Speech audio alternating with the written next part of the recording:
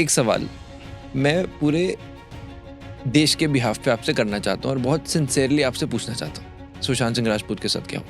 कुछ डॉक्टर्स थे जिन्होंने मुझसे पास्ट लाइफ करवाया। फिर मैंने उसके बाद फिर और 4-5 लोगों को लेके गया। जब मैं और 4-5 लोगों को लेके गया तो उसके अंदर भी यही कहानी वापस आई कि ही वक्त हमें फ्यूचर में जाना है तो बस एक भाव पैदा करना है, एक इंटेंशन पैदा करना है। मुझे 100 साल के बाद में जानना है जी, ये रहा।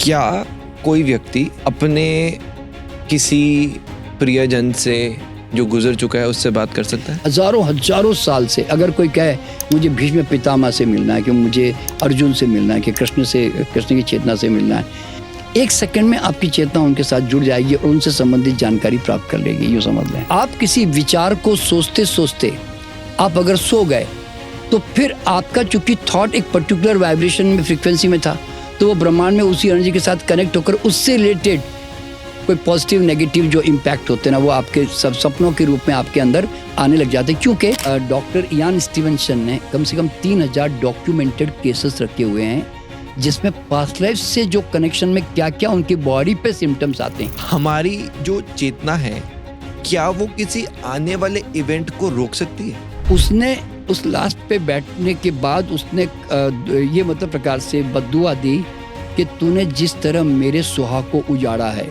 शॉर्ट, जो मरे हुए लोग हैं वही आ रहे हैं वापस, कोई नया क्रिएट नहीं हो रहा। कुछ दिनों तक तो सोल नहीं होती। आप जब से बच्चा गर्भ में पैदा होता है ना, तो कुछ दिनों तक उसमें सोल नहीं होती। शाहरुख खान के बारे में भी आप बता रहे थे, क्या शाहरुख खान के बारे में क्या बताया? देखिए,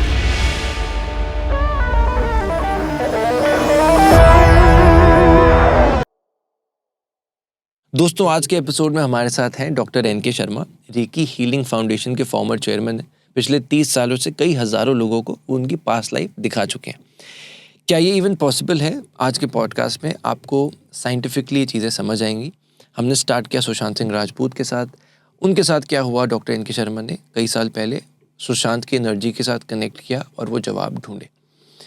किस तरह से ये एनर्जीज हमें कई हजारों साल पहले लेकर जा सकती हैं और कैसे फ्यूचर भी बता सकती हैं। कैसे इस ट्रांस स्टेट में हमने लाइव डेमोन्स्ट्रेट भी किया पास्ट लाइफ को। रीबर्थ कैसे होता है जब इंसान इस यूनिवर्स में एनर्जी के रूप में जाता है, वो कैसे एक नई बॉडी के अंदर आता है। बहुत सारी चीज़ें हम सपने क्यों देखते हैं, क्योंकि साइंस की एक थ्योरी बताती है अब कि जो हमारी थॉट्स होती हैं वो इलेक्ट्रोमैग्नेटिक एनर्जी की तरह होती है। जब हम सोचते हैं तब हमारा ब्रेन इलेक्ट्रिकल सिग्नल्स इमिट करता है, जिसको मेजर भी किया जा सकता है। तो कहीं ना कहीं ये सब कुछ एनर्जी के अराउंड है। मैं जितना बोलूँगा शायद समझना है पॉडकास्ट में, डॉक्टर एन.के. शर्मा बहुत ईजीली आपको समझा देंगे। रिक्वेस्ट ही करूँगा, सवाल लिखते रहना, बहुत सारे सवाल आपके भी आएंगे, मुझे कमेंट्स में दे देना। बहुत जल्दी अगला एपिसोड लाऊंगा, आपके सारे सवालों का जवाब मैं डॉक्टर एन.के. शर्मा से दोबारा करूँगा। Make sure to subscribe. बहुत मेहनत करते हैं ऐसा पॉडकास्ट लाने के लिए, क्योंकि सुपर टॉक सिर्फ एक पॉडकास्ट चैनल नहीं, बल्कि हम एक NGO रन करते हैं अंडर प्रिविलेज बच्चों के लिए। उनको शिक्षा दी जाती है फ्री ऑफ कॉस्ट। तो जब भी आप ये वीडियो देख रहे हैं, सिर्फ आप नॉलेज ही नहीं ले रहे, बल्कि आप अपने देश के लिए भी कंट्रीब्यूट कर रहे हैं। Enjoy the show. Doctor NK. Sharma sir, आपका स्वागत है। रेकी हीलिंग फाउंडेशन के आप फॉर्मर चेयरमैन रहे हैं। ऐसा पता चला कि 30 साल से 45,000 लोगों को आपने पास्ट लाइफ की इस जर्नी पे आप लेकर गए हैं। और जितना मैं आपके बारे में पढ़ रहा था उतनी चीज़ें इंटरेस्टिंग हो रही थी, क्योंकि मुझे ऐसा पता चला आप किसी भी मिस्ट्री को मिस्ट्री नहीं रहने देते, खाल की बाल तक वो उखाड़ देते हैं। सिर्फ एक सवाल मैं पूरे देश के बिहाफ पे आपसे करना चाहता हूँ और बहुत सिंसियरली आपसे पूछना चाहता हूँ, क्योंकि सर आप पास्ट लाइफ में बहुत एक्सपर्ट हैं। एक विषय है जो कि सबके दिलों के बहुत करीब है, और वो है सुशांत सिंह राजपूत। आप जानते हैं सुशांत सिंह राजपूत को? हाँ, मैं बिल्कुल जानता हूँ और उसके ऊपर मैंने काम भी किया हुआ। हमारे पास्ट लाइफ में लोगों को ले जाकर उसके बारे में जब मर्डर हुआ था तब। सर अभी रिसेंटली ये खबर आई, क्योंकि मैं चाहता हूँ इस पे क्लोजर मिल जाए, और हम सबकी तरफ से लोग सच जानना चाहते हैं और कुछ नहीं चाहते। क्लोजर CBI रिपोर्ट का ये आया कि वो एक सुसाइड था, खत्म हो गया। साथ में दिशा सालिया का भी केस चल रहा है। तो मैं बस इन शॉर्ट ये जानना चाहता हूँ कि सुशांत सिंह राजपूत के साथ क्या हुआ। देखिए, बेसिकली जब हम पास्ट लाइफ में लेके जाते हैं तो पास्ट लाइफ में क्या होता है कि वंस उसकी जो चेतना जब बाहर आ जाती है तो वो सैटेलाइट की तरह हो जाता है। फिर उसके लिए किसी भी टाइम स्पेस सीमा में कहीं भी जाने का मतलब कोई फिर वो एक लिमिटेशन नहीं रह जाती, वो किसी के भी जीवन में जा सकता है। इवन अननोन व्यक्ति के भी लाइफ में जा सकता है। बस उसको आपको हिंट देना पड़ेगा कि ये इस तरह का व्यक्तित्व है ये। मान लीजिए कोई जवाहरलाल नेहरू को नहीं जानता, मान लो उसने कभी देखा भी नहीं होगा, एक विदेशी आदमी है, पर अगर मैं उसको कहूँ कि जवाहरलाल नेहरू भारत के पॉलिटिशियन है, प्रधानमंत्री, उसके बारे में जानना जी मुझे, मान लो, तो फिर वो उसके बारे में बता देगा। तो पास्ट लाइफ में क्या होता है कि चूंकि हमारी चेतना एक सैटेलाइट की तरह जारी होती है, मतलब तो उसमें जब मैंने यूके में कुछ जो लोग रहते हैं, कुछ डॉक्टर्स थे जिन्होंने मुझसे पास्ट लाइफ करवाया, आज से कोई 3-4 साल पहले की बात होगी शायद, जब ये घटना घटी ही थी मतलब उस समय, और उसी समय मैं उनको लेके जा रहा था और उनको उसके बारे में इतनी ज़्यादा जानकारी नहीं थी कि सुशांत सिंह राजपूत कौन है वो, क्योंकि वो वहाँ के लोग हैं, यहाँ के एक्टर के बारे में उतने ज़्यादा वो नहीं थे, मतलब नोन नहीं थे।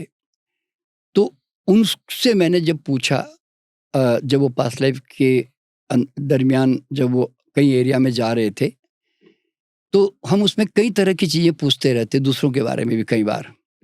तो उसमें पता चला कि एक्चुअल में वो मर्डर था करके ऐसे बताते हैं, और उसमें इस तरह की घटना घटी, ऐसे लोग आए और इस तरह से वहाँ से वो गए, वो इस तरह की कई बातें जो हैं उन्होंने उस समय बताई। तो सवाल पैदा क्या होता है, देखिए ये ऐसा नहीं कि वो बोले और मैं भी विश्वास कर लूँ। तो मेरे सामने प्रश्न क्या था कि चूंकि वो एक मेडिकल डॉक्टर भी था और लेडी थी मतलब, तो मुझे लगा कि वो क्यों मैनिपुलेशन करेगी, ऐसा होता ना भाई। वो ब्रिटिशर ही थी या इंडियन ही थी? इंडियन ही थी, लेकिन वहाँ पे कई सालों से वहीं रह रही है। तो एक अच्छा वो एक मेडिकल फील्ड में थी, तो मुझे क्या लगता है कि एक मेडिकल फील्ड का व्यक्ति वो क्यों मुझे झूठ बोलेगा या अपने मन से कहानी बनाएगा या उसके अपने विचार थोपेगा, आप समझे ना। तो इसलिए मुझे उसके ऊपर विश्वास करना पड़ा। मैं मतलब वो जाना, और मैंने कभी इसको एक्सपोज भी नहीं किया कभी आज तक यूट्यूब पे या किसी भी मीडिया में। कारण क्या है, ये एक प्रकार का ऐसा फैक्टर है कि जो जब तक आप प्रूव न करो जब तक आपके लिए वो तो एक सुनी सुनाई बात ही कही जाएगी, है ना। फिर मैंने उसके बाद फिर और 4-5 लोगों को लेके गया। जब मैं और 4-5 लोगों को लेके गया तो उसके अंदर भी यही कहानी वापस आई कि ही वाज मर्डर। सर थोड़ा सा आप, अगर मुझे पता नाम तो हम नहीं ले सकते, कुछ थोड़े से स्पेसिफिक्स दे पाए कि किस देखिए तरह से इसमें कोई फिल्म इंडस्ट्री के कोई बड़े बड़े स्टार्स भी हैं, डायरेक्टर्स भी हैं, कुछ लोगों का इन्वॉल्वमेंट है इसके अंदर जो इनडायरेक्टली उन्होंने काम किया। और इसके बारे में मैंने ये भी पूछा कि क्या आगे आने वाले समय में, क्योंकि उस समय इन्वेस्टिगेशन बहुत जोर तोड़ से चल रही थी, तो मैंने उनसे पूछा कि भाई क्या इसका कोई परिणाम निकलेगा, कि कोई गिरफ्तार होगा या किसी का नाम आएगा पब्लिकली। वो लेकिन नहीं आएगा, केस जो है थोड़े दिनों के बाद में शांत हो जाएगा and everything will be closed. ये बहुत पहले उन्होंने मुझे कह दिया था इसके बारे में कि केस जो है वो क्लोज हो जाएगा, वो मतलब ये आगे चलने वाला नहीं है, मतलब कोई गिरफ्तार भी नहीं होगा इसके अंदर। तो ये सब चीज़ें एक मेरे पर्सनल इंटरेस्ट के लिए मैंने जानने की कोशिश की थी, क्योंकि क्या होता है कि मेरे पास में इस तरह के लोग आते रहते हैं कई बार, कई तरह के सीक्रेट्स और पर्सनल जो उनके प्रॉब्लम्स होते हैं ना, कोई इवन मर्डर भी होते तो भी उसके लिए भी जानने के लिए आते कि ये मर्डर था कि या वास्तव में वो सुसाइड ही था। ऐसा होता है ना, कई बार परिवारों में कई घटनाएं घटती है, तो उस कंडीशन में वो जानने के लिए फिर हम जब बताते हैं तो फिर वो रियलिटी निकलती है बाद में जाकर भी इस तरह से। पर सर क्योंकि आपका इतना एक्सपीरियंस है और कहते हैं कि बाल यूं ही सफेद नहीं होते और बहुत सारी आगे चीजें हैं जो कि मैं बताऊंगा जिससे कि ऑडियंस का कहीं ना कहीं आपकी बातों पे ट्रस्ट बनेगा। हाँ जी, हाँ जी। और वो आपकी वजह से ही बनेगा। हाँ। सिर्फ सुशांत सिंह राजपूत की एक चीज मुझे और अगर आप बता पाए, उस वक्त सुशांत सिंह राजपूत के मन में क्या चल रहा था, क्या इसके बारे में कुछ हम जान पाए? अभी देखिए मुझे बहुत ज़्यादा याद तो नहीं है, क्योंकि इस बात को शायद 3-4-5 साल हो गए, मुझे लगता है ना, 5 साल हो गए शायद इस बात के लिए।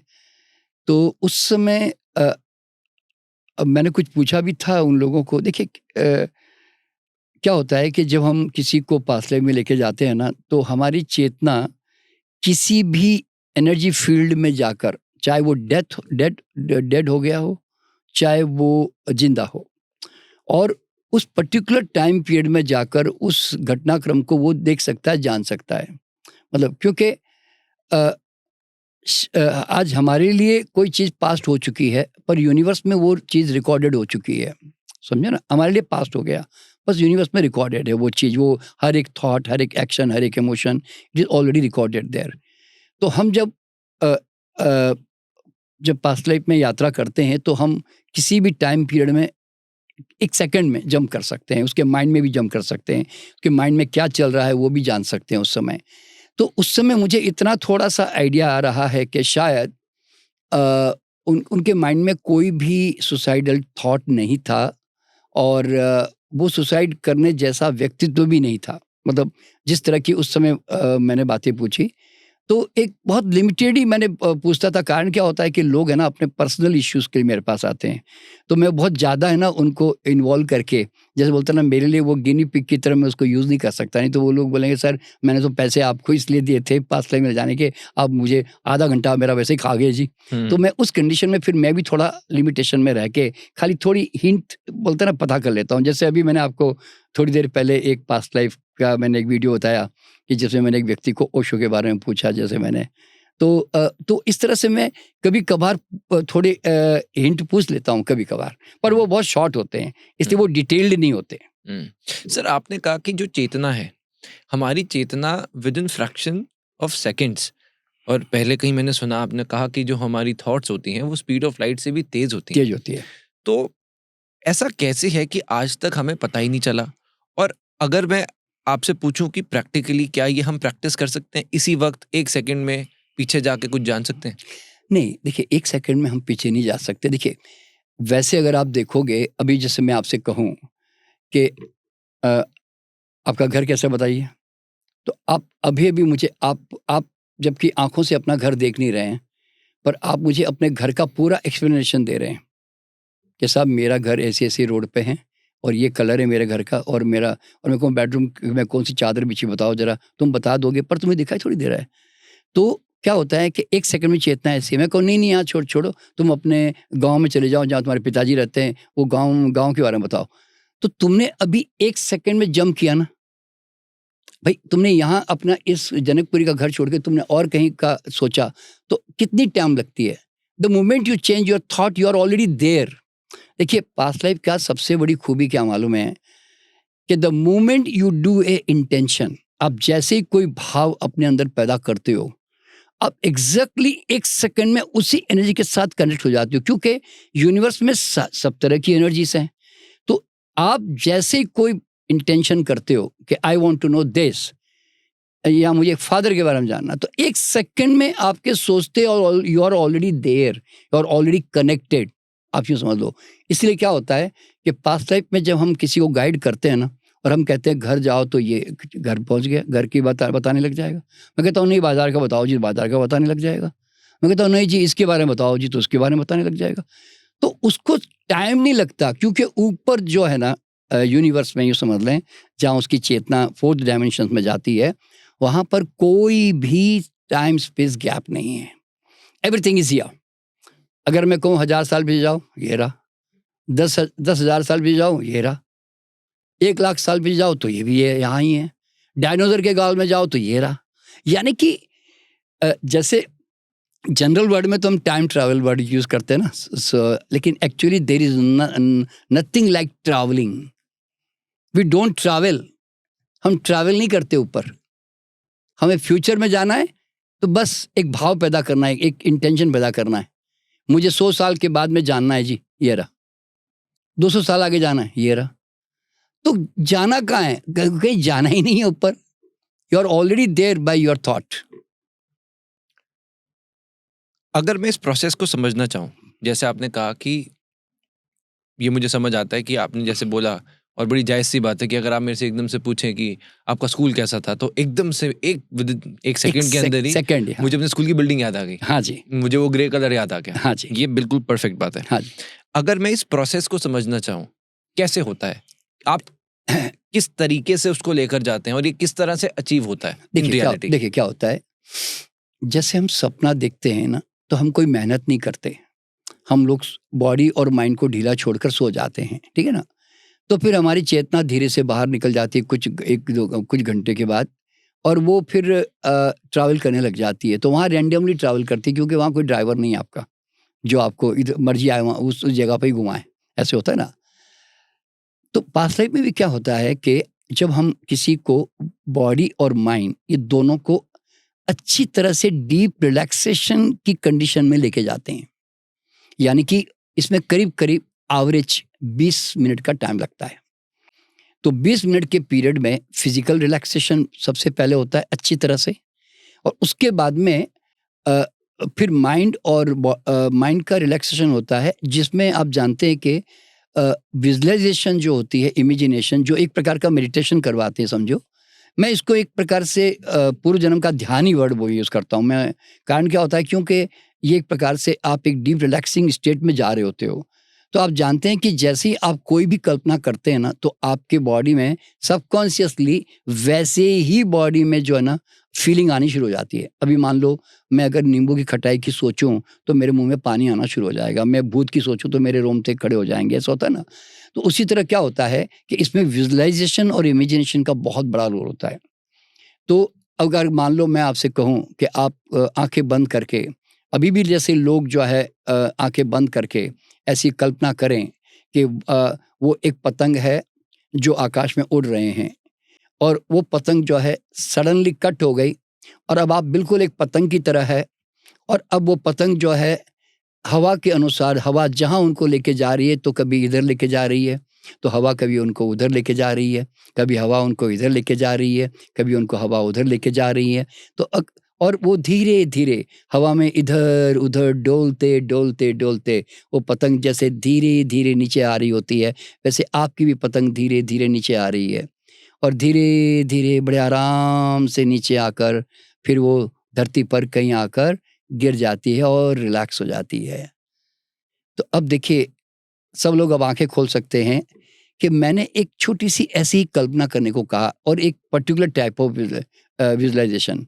तो आपने इसमें महसूस किया होगा कि जब आप इस तरह की कल्पना कर रहे थे कि मैं तो कटी पतंग हूँ और मैं तो बस हवा के हवाले हूँ और मैं इधर उधर आराम से जा रहा हूँ, तो आपको लगा कि सडनली मैं रिलैक्स होने लग गया, क्योंकि you are thinking like that. हमारा सबकॉन्शियस जो है ना, हम जो सोचते हैं एग्जैक्टली वैसी कंडीशन, हार्मोन्स, केमिस्ट्री है ना, हमारे बॉडी में चेंज करने लग जाते हैं, है ना, इस तरह से। तो इसीलिए क्या होता है कि इसमें इमेजिनेशन, विजुअलाइजेशन का कई तरह के, बहुत तरह की विजुअलाइजेशन और इमेजिनेशन होते हैं, क्योंकि व्यक्ति का हम एक प्रकार से स्टडी करते हैं और उनका इमोशन को अंडरस्टैंड करते हैं कि ये क्या चीज़ें लाइक करता है। मान लीजिए मैं अगर उसको किसी लिफ्ट में लेके जाऊं और उसको लिफ्ट में डर लगता है, मान लो, तो फिर मैं लिफ्ट को यूज़ नहीं करूँगा। मान लो मैं उसको कहता हूँ तो शांति के सागर में डूब रहा है, तो उसको पानी से डर लगता है, मान लो, तो फिर वो जाएगा नहीं, क्योंकि वो तो वहीं स्ट्रक हो जाएगा ना। तो इस तरह से हर व्यक्ति के वीकनेसेस और स्ट्रेंथ दोनों जानना पड़ता है। इसलिए पहले एक काउंसलिंग करके उनके बारे में थोड़ी जानकारी प्राप्त करनी पड़ती है, और उसके बाद में फिर हम उसके ही इमोशन और उसके जो बिलीफ हैं उसको ध्यान में रखते हुए फिर हम उसको धीरे धीरे इस प्रकार के इमेजिनेशन में लेके जाते हैं। और फिर जैसे ही आप किसी भी इमेजिनेशन में जाते हो ना, तो फिर थोड़ी देर के बाद में आपका जो चेतन मन है, कॉन्शियस, जो विचार करने वाला मन, वो धीरे धीरे खत्म होता चला जाता है, और आप उस पूरे इमेजिनेशन के साथ में आप यात्रा करने लग जाते हो। तो जब आप उसमें यात्रा करते हो ना, तो उसके बाद सडनली आप एक प्रकार से थीटा स्टेट कहते हैं। अभी तो आप इमेजिनेशन में आप अल्फा स्टेट में हो, जहाँ माइंड थोड़ा रिलैक्स है, लेकिन सडनली फिर धीरे धीरे क्या होता है, आप बहुत डीप ट्रांस में चले जाते हो, क्योंकि उसमें कई तरह की जो गाइडेंस जो हम देते हैं ना, वो उसको एक प्रकार से डीपर रिलैक्सेशन में जाने में बहुत मदद करती हैं। कई तरह की इसमें टनल का यूज़ होता है, कई तरह की स्टेयरकेस यूज़ होती हैं, बादलों का यूज़ होता है, फॉग का यूज़ होता है, कि जिसमें वो एक बार आप अगर उसके अंदर चले गए तो फिर आपका माइंड है ना टोटली ब्लैंक हो जाता है। आप यूँ समझ लो कि हम कॉन्शियस माइंड से उनको कल्पनाओं के इमेजिनेशन के माध्यम से हम उसको एक सर्टेन यात्रा करवाते हैं, और उसके बाद में एक बीच में एक ब्लैंकनेस पैदा कर देते हैं हम, जिसको हम ब्लैक टनल कहते हैं, या हम उसको बादल भी कहते हैं, या फोक कहते हैं, या स्टेयरकेस कहते हैं। तो इस तरह की यानी तो कोई ब्रिज कहते हैं। ऐसे बहुत सारे तकनीक है, अलग अलग मास्टर अलग अलग अपनी अपनी सुविधानुसार यूज़ करते हैं। तो उसको जब वो फील कर रहा होता है ना, जहाँ वो टोटली ब्लैंक हो जाता है, तो वो सडनली फिर हम उसको जब कहते हैं कि you are into past life, तो वो एकदम अपने आप को फिर पास्ट लाइफ में महसूस करता है।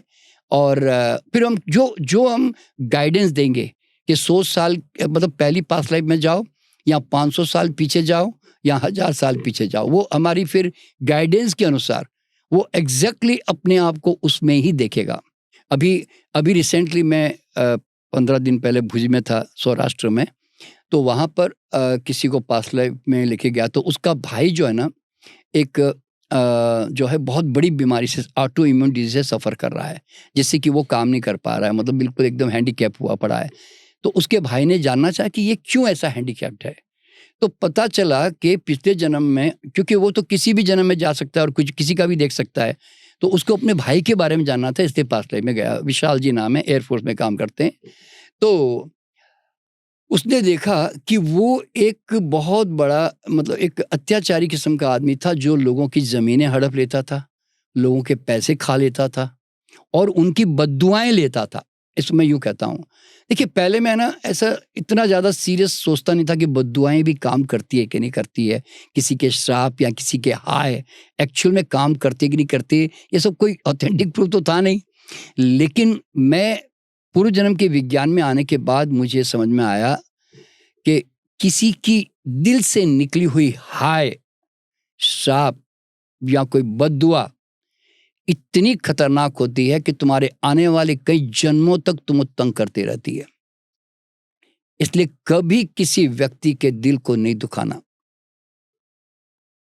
इसीलिए हमारे हर धर्म में ये कहते ना भाई कि जाने अनजाने मेरे से किसी को भी कोई दुख पहुंचा है तो प्लीज़ मुझे क्षमा कर देना भाई।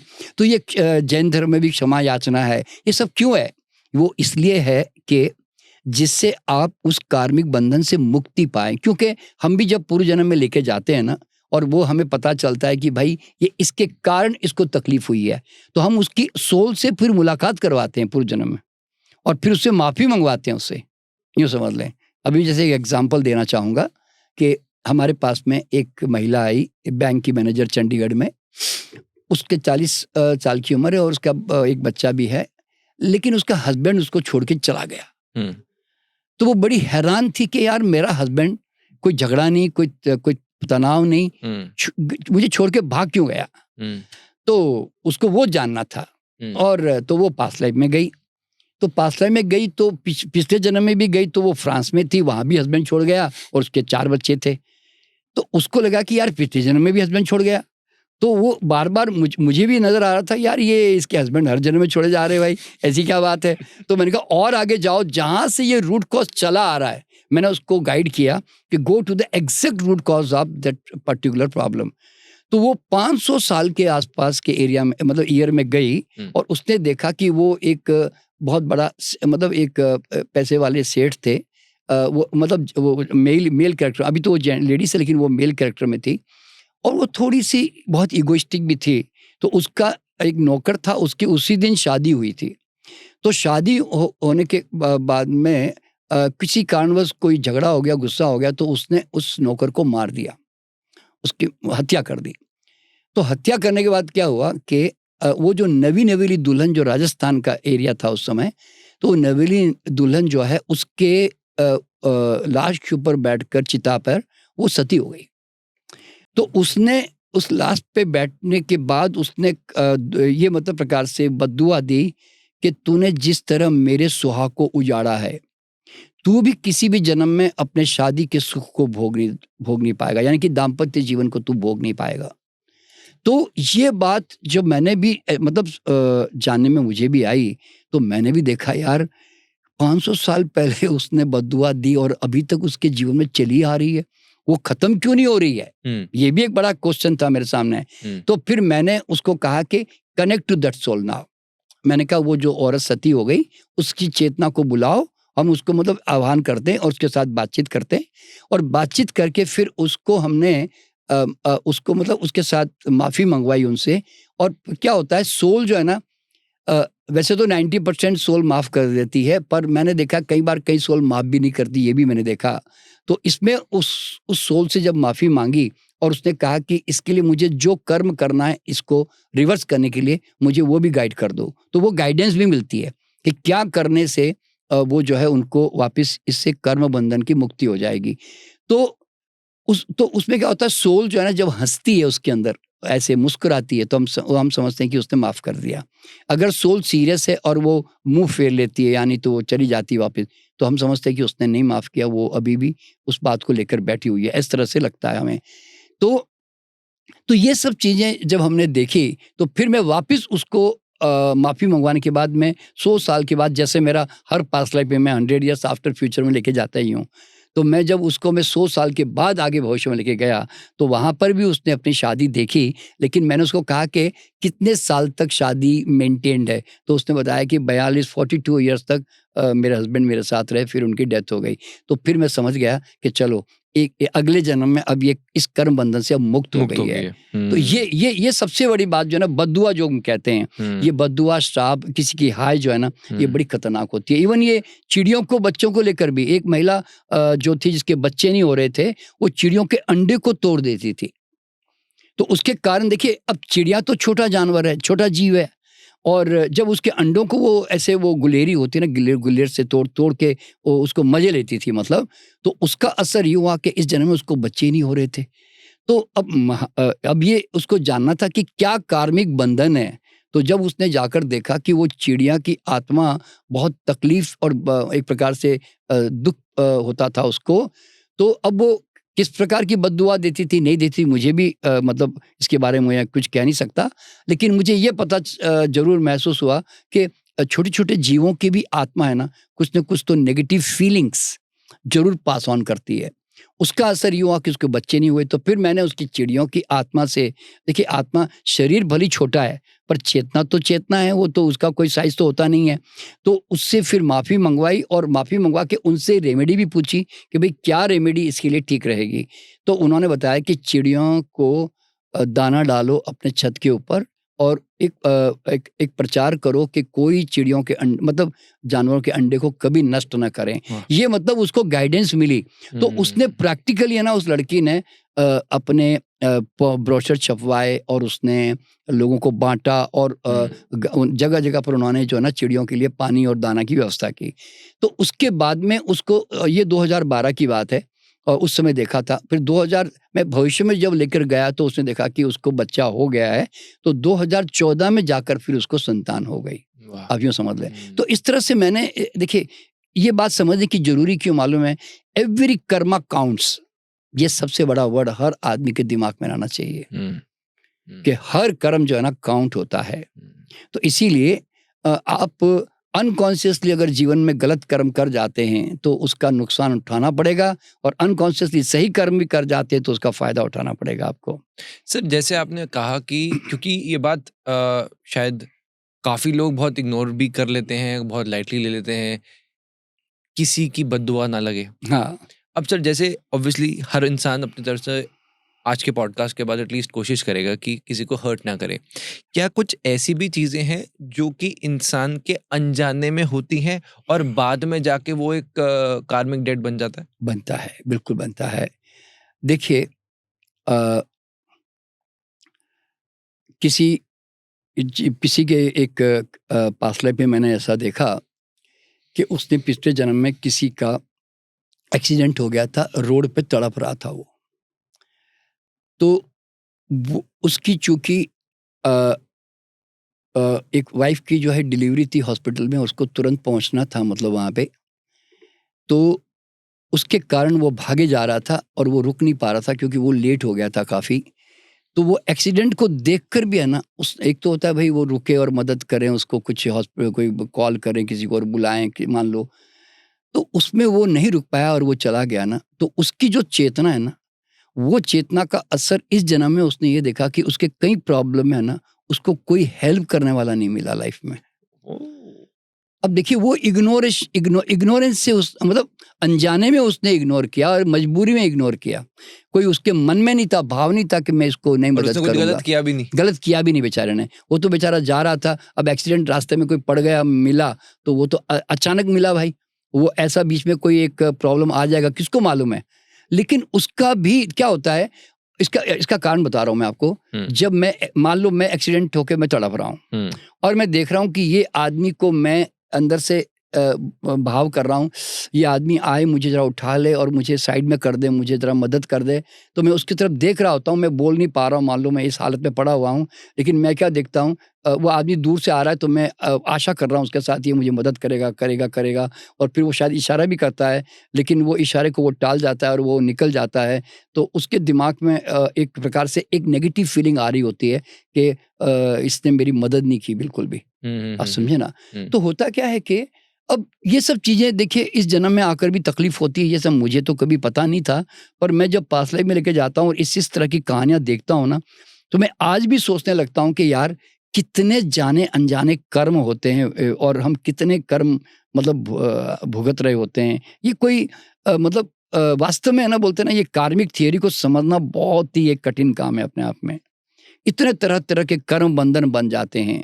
अभी मैं अभी मान लीजिए कि आपका मेरा बहुत गहरा प्यार है, मैं आपका लव अफेयर चल रहा है हमारा सपोज। अब एक लड़की जो है वो भी मुझे वन साइडेड लव कर रही है। तो अब उसने बहुत कोशिश की मेरे से जुड़ने की, यहाँ शादी करने के लिए मेरे को ऑफर भी दिया होगा, मैंने उसको रिजेक्ट भी कर दिया। लेकिन अब यहाँ पे क्यों वो इस जन्म में आपके साथ वापस जुड़ेगी मालूम है? क्योंकि वो 24 घंटे आपके बारे में कंटिन्यूअसली सोच कर संस्कार निर्मित कर रही थी, इम्प्रिंट बना रही थी अपने माइंड में आपके बारे में। तो इसीलिए जब वो पैदा होगी ना, तो उसके अंदर वो जो संस्कार होते हैं ना, वो कहीं ना कहीं आपके पास फिर दोबारा लेकर आ जाएंगे इस तरह से। तो होता क्या है, अब मैंने तो उसको कोई प्यार नहीं किया ना, मैंने उसको कोई रिजेक्ट किया, जानबूझ कर वो खुद ही अपने आप किए जा रही। लेकिन अब मैं नहीं भी चाहूं तो वो तो उसने तो बांध दिया ना मेरे को, मेरे साथ, अपने साथ में। ये सबसे बड़ी प्रॉब्लम होती है लाइफ में कि हम नहीं भी उसके कुछ बुरा करना चाहें तो भी हमें उसको भुगतान करना पड़ता है। यानी कि जैसे हम कार लेके जा रहे हैं, इस साइड में कोई दूसरा ड्राइवर गलती से ठोक देता है और वो गाड़ी हमारी तरफ आ जाती है, हमें ठोक देता है। तो अब भाई हमारा कोई कर्म, हमारा कोई था नहीं, फिर हम क्यों ठुक गए, ऐसे बोलते हैं ना। तो ऐसी घटनाएं घटती है। राइट। तो सर मुझे अभी तक ये चीज़ समझ आई कि पास्ट लाइफ को जितना हमने जाना कि इंसान जिस तरह 20 मिनट की रिलैक्सेशन के बाद एक ऐसी ब्लैक स्पेस में चला जाता है जिसमें वो अपनी उसकी जो चेतना होती है वो उसके शरीर से कहीं ना कहीं निकल जाती है। एस्ट्रल ट्रैवलिंग कहते हैं उसको। हाँ।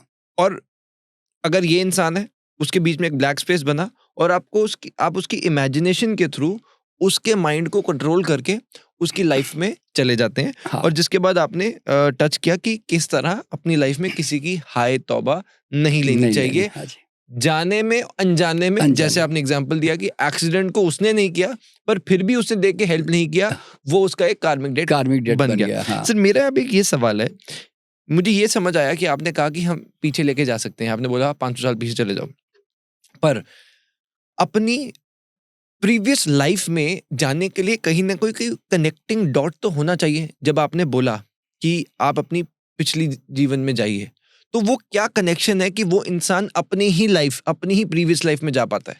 नहीं, इसमें क्या है राघव कि वो हमारे डायरेक्शन में है और जो मैं बोलता जा रहा हूँ एग्जैक्टली उसको फॉलो कर रहा है मेरे सजेशन को, समझे ना। तो अगर मैं उसको कहूँगा तो go to your past life, मैं ऐसे बोलता हूँ ना। अगर मैं उसको ये ना बोलूँ और मैं कहूँ गो टू शहीद भगत सिंह पास्ट लाइफ, तो उसकी चेतना फिर उसके साथ जुड़ेगी। तो ये वर्ड यूज होता है ना कि go to your past life. तो मैं यही जानना चाह रहा हूँ सर, ये योर आपने बोला, हाँ। उसकी जो चेतना है उसको कैसे पता कि उसकी प्रीवियस लाइफ कैसे है? देखिए क्या होता है कि उसको पता नहीं है। जब मैं कोई दूसरा नाम नहीं लूंगा, दूसरा कोई भी वर्ड यूज ही नहीं करूंगा और मैं कहूंगा कि आप अपने आप को अपने पूर्व जन्म में देख रहे हैं, मैं ऐसे कहूंगा उसको, मान लो, तो फिर then he will start explaining to me कि मैं ऐसा हूँ, मैंने ऐसे कपड़े पहने, मैं इस तरह से कहीं खड़ा हुआ हूँ, जो भी है ऐसे। तो ये ये उसी से ही रिलेटेड जो है वो हमेशा देखेगा। देखिए सवाल यहाँ पे क्या पैदा होता है राघव कि why he will like to see others life. जब तक मैं उसको कहूँगा नहीं तो क्यों देखना चाहेगा, समझे ना। तो जनरली देखिए जब आप मेरे पास, मान लो राघव मेरे पास आया, उसने कहा मेरे को पास लाइफ में जाना है डॉक्टर साहब, तो मैं उसको पास लाइफ में लेके जाऊँगा, तो वो अपना पास लाइफ में जाने का इंटेंशन लेकर आया ना कि I to go to myself. वो ऐसा सोच कर ही तो आया है ना, तो उसके कारण वो अपने ही पास लाइफ में जा रहा होता है और किसी की पास लाइफ में नहीं। हाँ, जब मैं गाइड करूँगा कि महात्मा गांधी की पास लाइफ में जाओ, कि फलाने की पास लाइफ में जाओ, अपनी बहन की पास लाइफ में जाओ, then he will go to that area also. मतलब कहीं ना कहीं आप ये लॉजिक दे रहे हैं कि जैसे आपने स्टार्टिंग में कहा था कि एनर्जी, क्योंकि हमने एक पॉडकास्ट किया था, साइंटिस्ट हैं सृजनपाल सिंह जी, उन्होंने भी इस बारे में कहा था law of conservation of energy. Energy can't be created nor can it be destroyed. तो एनर्जी उन्होंने भी यही कहा था कि जो हमने आज बोल दिया वो ब्रह्मांड में चला गया। तो कहीं ना कहीं वो कनेक्शन, वो इंट्यूशन उसके माइंड में है जाने अनजाने में, कि उसकी प्रीवियस लाइफ कैसी थी और वो उससे कनेक्ट कर देता है, कनेक्ट हो जाता है। हाँ। जब इंसान, आपने क्योंकि एक ट्रांस स्टेट के रूप में होता है, तो हमारी जो चेतना है क्या वो किसी आने वाले इवेंट को रोक सकती है? नहीं, वो रोक नहीं सकती। उसकी इंटेंसिटी को कम कर सकता है, बस सिर्फ थोड़ी सी। कैसे? इंटेंसिटी को, अभी देखिए क्या होता है कि अगर ऐसा व्यक्ति अगर कोई रोक सकता, समझे ना, तो वो सस्ता सौदा होता, फिर कुदरत के यूनिवर्सल लॉ वगैरह का कोई महत्व नहीं रहता। फिर चाहता कि वही आदमी है, इसको ले जाओ जी एक बार पास में, ख़त्म कर दो इस मामले को। तो इस तरह से नहीं होता। इंटेंसिटी कम करने का मतलब ये है कि अगर एग्जांपल दे रहा हूँ मैं कि मुझे ऐसा 5 साल के बाद आगे भविष्य में जाकर मुझे किसी ने दिखाया कि साहब मेरा एक कार से एक्सीडेंट हो रहा है, एक बड़ा इंसिडेंट घटने वाला है मेरे साथ अब, और ये कार ठुककर जो है मुझे इस तरह से मुझे परेशानी हो गई है कुछ भी। तो अब मुझे पता चल गया कि यार ये 5 साल के बाद ये एक्सीडेंट की घटना उसमें बताई गई है, मतलब मुझे दिखाई दिया। तो पहली बात तो खैर ऐसी चीज़ें दिखाते भी नहीं है, पर ये मान लो उसने बाई चांस देख भी लिया, तो फिर अब उसको हम ये गाइड करेंगे कि आप अपनी तरफ से कभी भी स्पीड ड्राइविंग मत कीजिएगा। आप अपनी तरफ से जो है और सेफ ड्राइविंग कीजिएगा, हो सके तो ड्राइवर रख लीजिएगा, कुछ भी। अच्छा, हालांकि ड्राइवर रखने से भी सेफ हो जाएंगे ऐसा नहीं है, क्योंकि ड्राइवर का माइंड काम करता है ना, फिर उसकी कितनी इंटेलिजेंस है उसके आधार पर उसका एक्सीडेंट नहीं होना निर्भर होता है ना। तो इसलिए क्या होता है कि पर वो प्रिकॉशंस जो है वो अभी से लेना शुरू कर देगा। क्यों? उसको वो एहसास हो गया, तो अब वो एक्सीडेंट होगा, जो थोड़ी बहुत ठुकाई हो जाएगी, थोड़ा बहुत कुछ प्रॉब्लम हो जाएगा, लेकिन वो इतना सीरियस नहीं होगा। तो उसकी इंटेंसिटी जो है ना वो कम की जा सकती है, वो उसको टोटली रोका नहीं जा सकता उसको इस तरह से। ये अभी तक जो अनुभव में आ रहा है इस तरह से। Got it. प्रीवियस लाइफ क्योंकि कहीं ना कहीं कनेक्टेड है इस लाइफ से भी, तो क्या ऐसे कुछ मार्क्स हैं या ऐसा कुछ कनेक्शन इस लाइफ में कोई देख सकता है अपनी फिजिकल बॉडी में? जैसे मैं पढ़ा था। हाँ जी। देखिए क्या है कि आज की ही मैं बात बता रहा हूँ। अभी जैसे मैंने आपको एक वीडियो बताया ना, अभी एक सज्जन जो जा रहे थे, तो उनके गर्दन में दर्द होता है। तो वो दर्द जो है वो इस तरह से लिंक कर रहे थे कि मैं ऑफिस में शायद घंटा भर कंप्यूटर पे बैठता हूँ, घंटा भर है, पूरा 8 दिन में 8 घंटे भी नहीं, तो शायद उसके कारण थोड़ा गर्दन में दर्द हो रहा होगा। मुझे कई दिनों से होता है, वो जाता नहीं दर्द उसका। तो और उसने कभी डाउट किया भी नहीं, उसने सोचा ये सब क्या बोलते हैं हमारे प्रोफेशनल के जो जॉब है उस हिसाब से दर्द होगा। आज जब वो पास लाइफ में गया तो उसको पता चला कि वो सैनिक था पिछले जन्म में 1930 के पीरियड में, और उस समय उसको किसी ने उस गले के ऊपर, नेक के ऊपर पीछे से वार किया था एक तीखी कोई चीज से। तो उसके कारण जो है ना वो गर्दन में उसको दर्द वहां पे सटल लेवल पे रह गया और फिर उसकी मौत हो गई थी उसी समय। तो जैसे उसने देखा ना, अच्छा देखिए इसमें मजेदार बात बता रहा हूँ मैं आपको कि पास्ट लाइफ का एक बड़ा यूनिक क्या बोलते हैं फिनोमिना है कि if you relive the experience you are relieved. तो जब मैं उसको लेकर आया, और वैसे भी हम जब थेरेपी करते हैं तो वो दर्द को ख़त्म कर देते हैं वहाँ पे, तो जो वो लौट के आया ना, तो वो हैरान हो गया कि यार वो दर्द जो कई महीने सालों से चल रहा है, अब मैं उठ के आया हूँ तो दर्द हो नहीं रहा है मुझे, आप समझे ना, इस तरह से। तो खैर वो ऐसे तो अनुभव बहुत सारे हैं हमारे पास में कि जिसमें वो दर्द वापस लौट के नहीं आया, और वहाँ पे ना मार्किंग होती है। अब इसके बारे में अगर किसी को स्टडी करनी है ना, तो आप Virginia university past life research करके डालिएगा, तो वहाँ पर डॉक्टर इयान स्टीवनसन ने कम से कम 3000 डॉक्यूमेंटेड केसेस रखे हुए हैं, जिसमें पास्ट लाइफ से जो कनेक्शन में क्या क्या उनकी बॉडी पे सिम्टम्स आते हैं, जैसे मारा, कुछ किया, जैसे तलवार से काटा, तो वो उसकी मार्किंग, बर्थ मार्क कहते हैं ना उसको, वो बर्थ मार्क उसकी बॉडी पे होते हैं। आप आज भी जाकर अगर आप गूगल में सर्च करेंगे ना, तो डॉक्टर टकर, अभी हम सब मेडिकल डॉक्टर्स काम कर रहे हैं इसके ऊपर कि बर्थ मार्क का पास्ट लाइफ से क्या कनेक्शन है, तो आप देखोगे कि वो मार्क वहाँ से मिलता है। मेरे भी पास में जो भी लोग आते हैं, मैं भी कई बार वो सर दर्द की चर्चा करते हैं, कमर दर्द की चर्चा करते हैं, तो पता चलता है कि उनके सर पे किसी ने कुल्हाड़ी मारी थी, इसलिए सर दर्द कंटिन्यूस चल रहा था उनका। किसी को जॉइंट्स पेन थे क्योंकि वो पहाड़ से गिर गया था, तो उसके पूरे जॉइंट्स में पेन थे आज भी, और जैसे ही वो लौट के आया पेन गायब उसका कंप्लीटली, पूरी तरह। कोई एक महिला जयपुर में कमर का दर्द लेकर आई, जो कहती मैं सीधा नहीं सो पाऊंगी डॉक्टर साहब, मैं बैठे बैठे जाऊंगी। तो मैंने कहा कोई बात नहीं, बैठ के जाओ। तो पिछले जन्म में पता चला कि वो घोड़े से गिर गई थी, उसी में मर गई थी, एक राजकुमारी थी। तो जैसे वो हमने वहाँ से रिलीज किया, तो उसी समय हमने उसको सजेशन भी दिया कि अब आप सीधी लेट सकती हो। तो वाकई में उसी समय सीधी लेट भी गई, और जब वो होश में आई तो वो हैरान हो गई कि वो सीधी लेटी हुई है। तो इस तरह से हमारे कई बहुत सारे जो बर्थ मार्क और हमारे जो प्रॉब्लम के कनेक्शंस हैं ना, वो कई बार पिछले जन्मों से भी होते हैं, पर सारे नहीं होते। ऐसे मैं तो ऐसा मानता हूँ 90% हमारे लाइफस्टाइल और इस जन्म से होते हैं।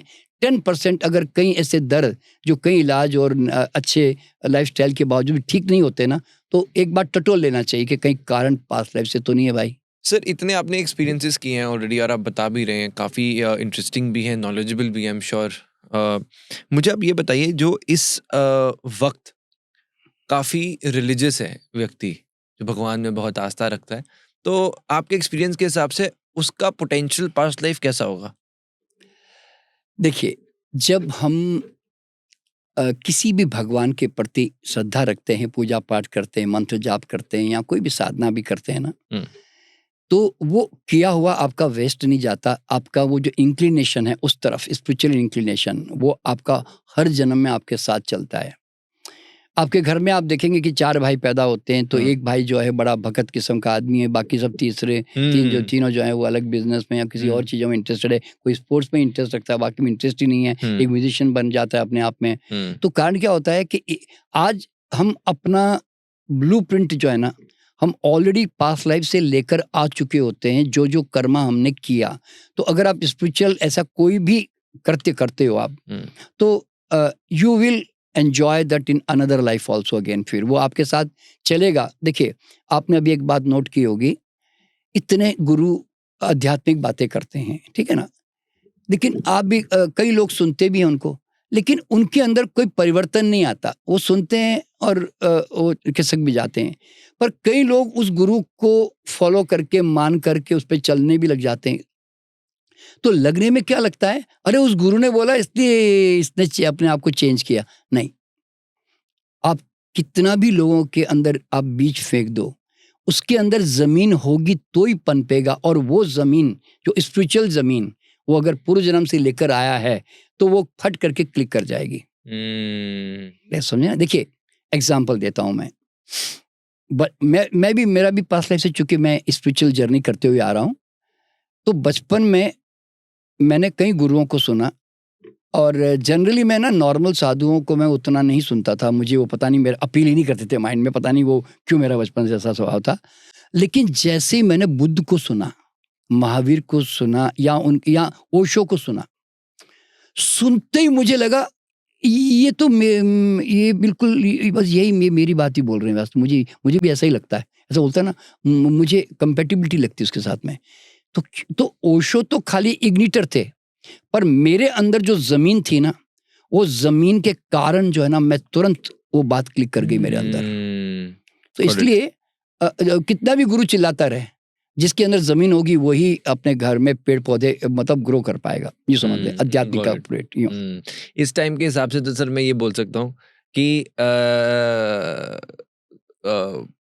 परम पूज्य प्रेमानंद जी महाराज हाँ जी, इस हाँ जी। वक्त एक ऐसा बीज बोझ रहे हैं जिससे कि जो, जैसा कि आपने बताया, कितने ही लोग हैं जिनकी शायद बंजर जमीन थी पर था कुछ, और हाँ। आज वो ऐसा इग्नाइट हुआ है हाँ। कि भारत में बहुत सारे लोग जाने अनजाने में भी गलतियां और बुरी चीजें कम कर रहे हैं, और जैसा भी आपने बताया कि जिन लोगों की मदद करनी चाहिए, एक अच्छे रास्ते पे भी वो आ रहे हैं। हाँ जी, बिल्कुल बिल्कुल।